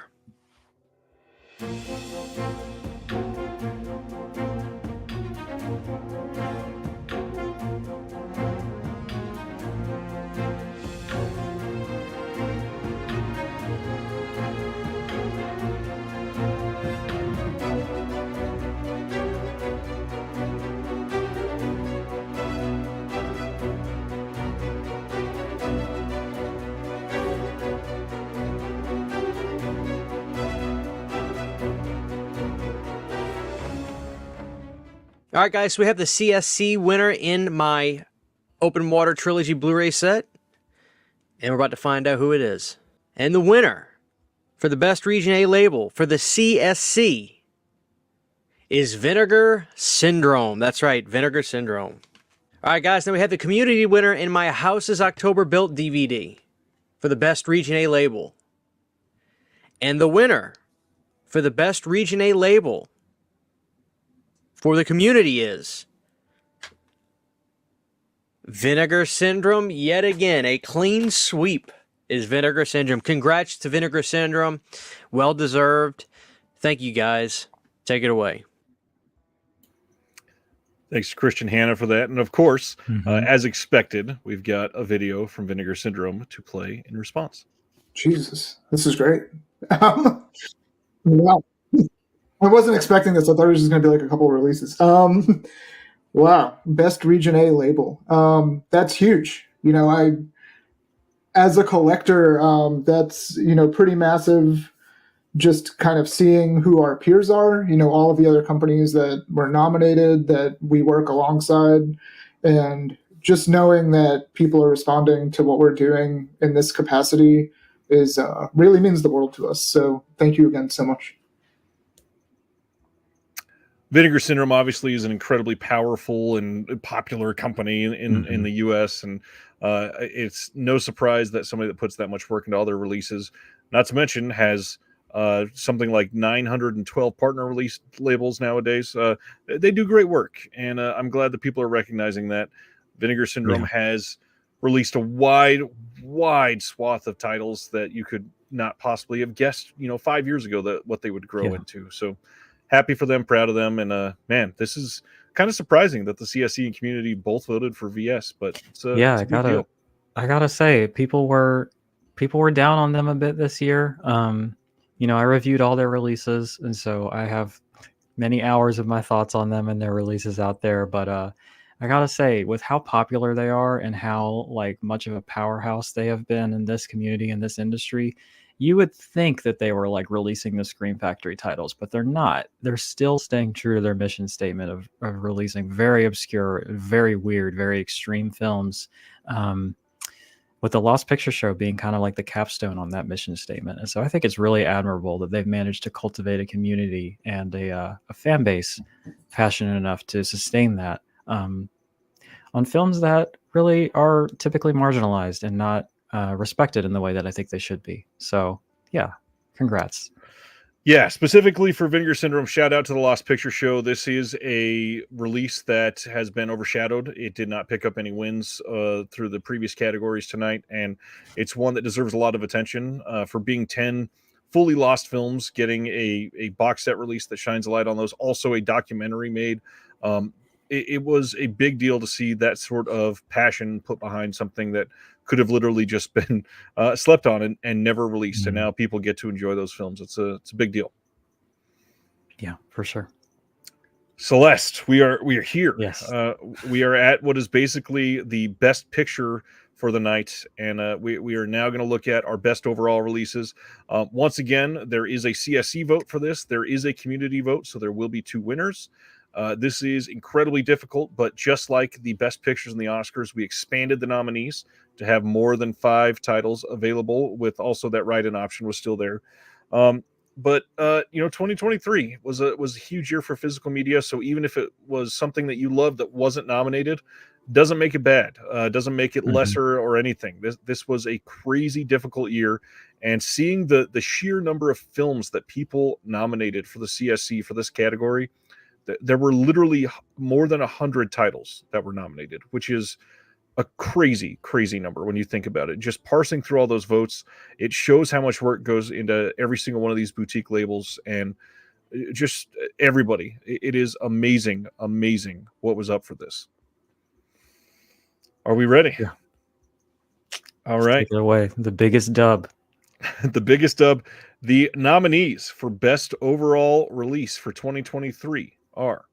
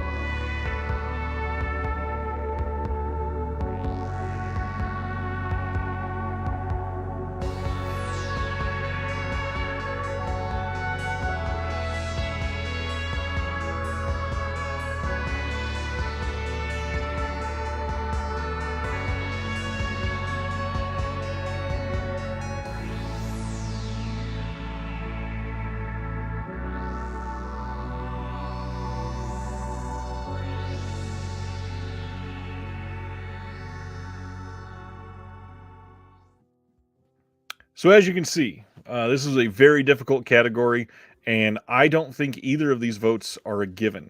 So I hope everybody's happy with this. Celeste, go right ahead. Yeah.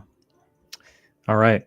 So the CSC winner, overall, the biggest dub for the best overall release is The Sensual World of Black Emmanuel from Severin Films. I don't have it to show with me today, but Ryan's got me.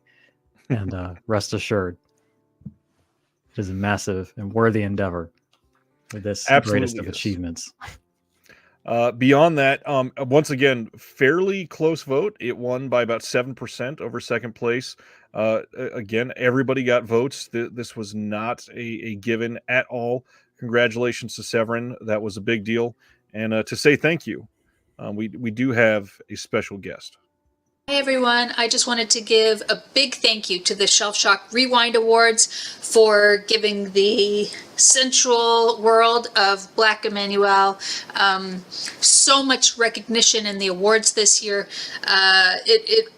I'm the person talking, but it really was a team effort, not just everybody from, David Gregory licensing films and Andrew Furtado being in charge of the restorations and Amy Voorhees Searles in charge of all the sort of manufacturing and production.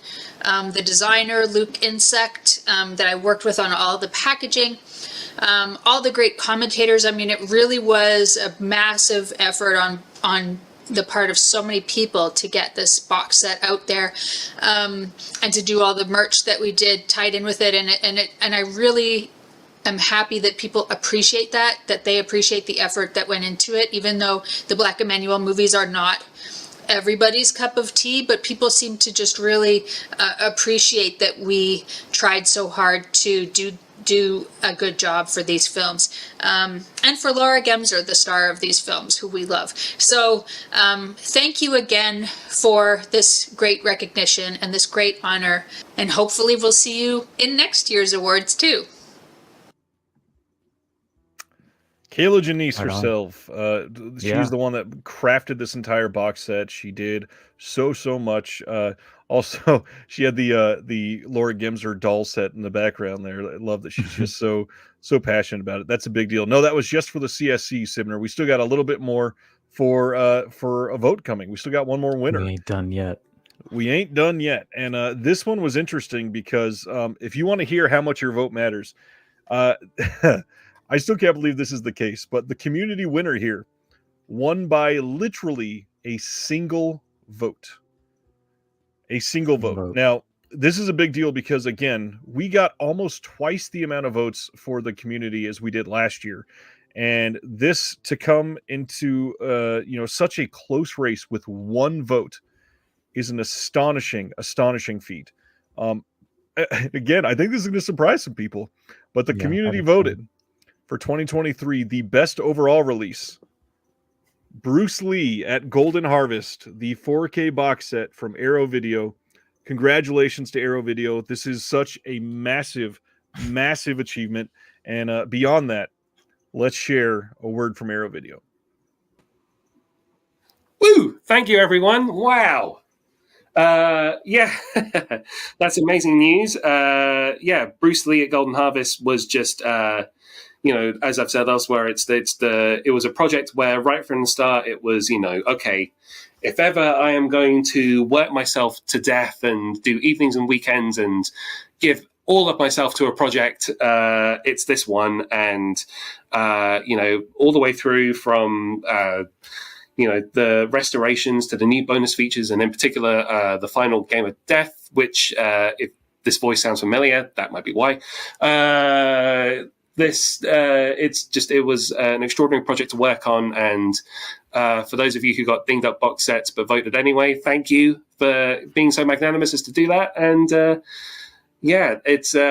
thank you very much for your support of the Bruce Lee set. And that is the hardest I've worked on anything, and I am phoning it in from now on. So.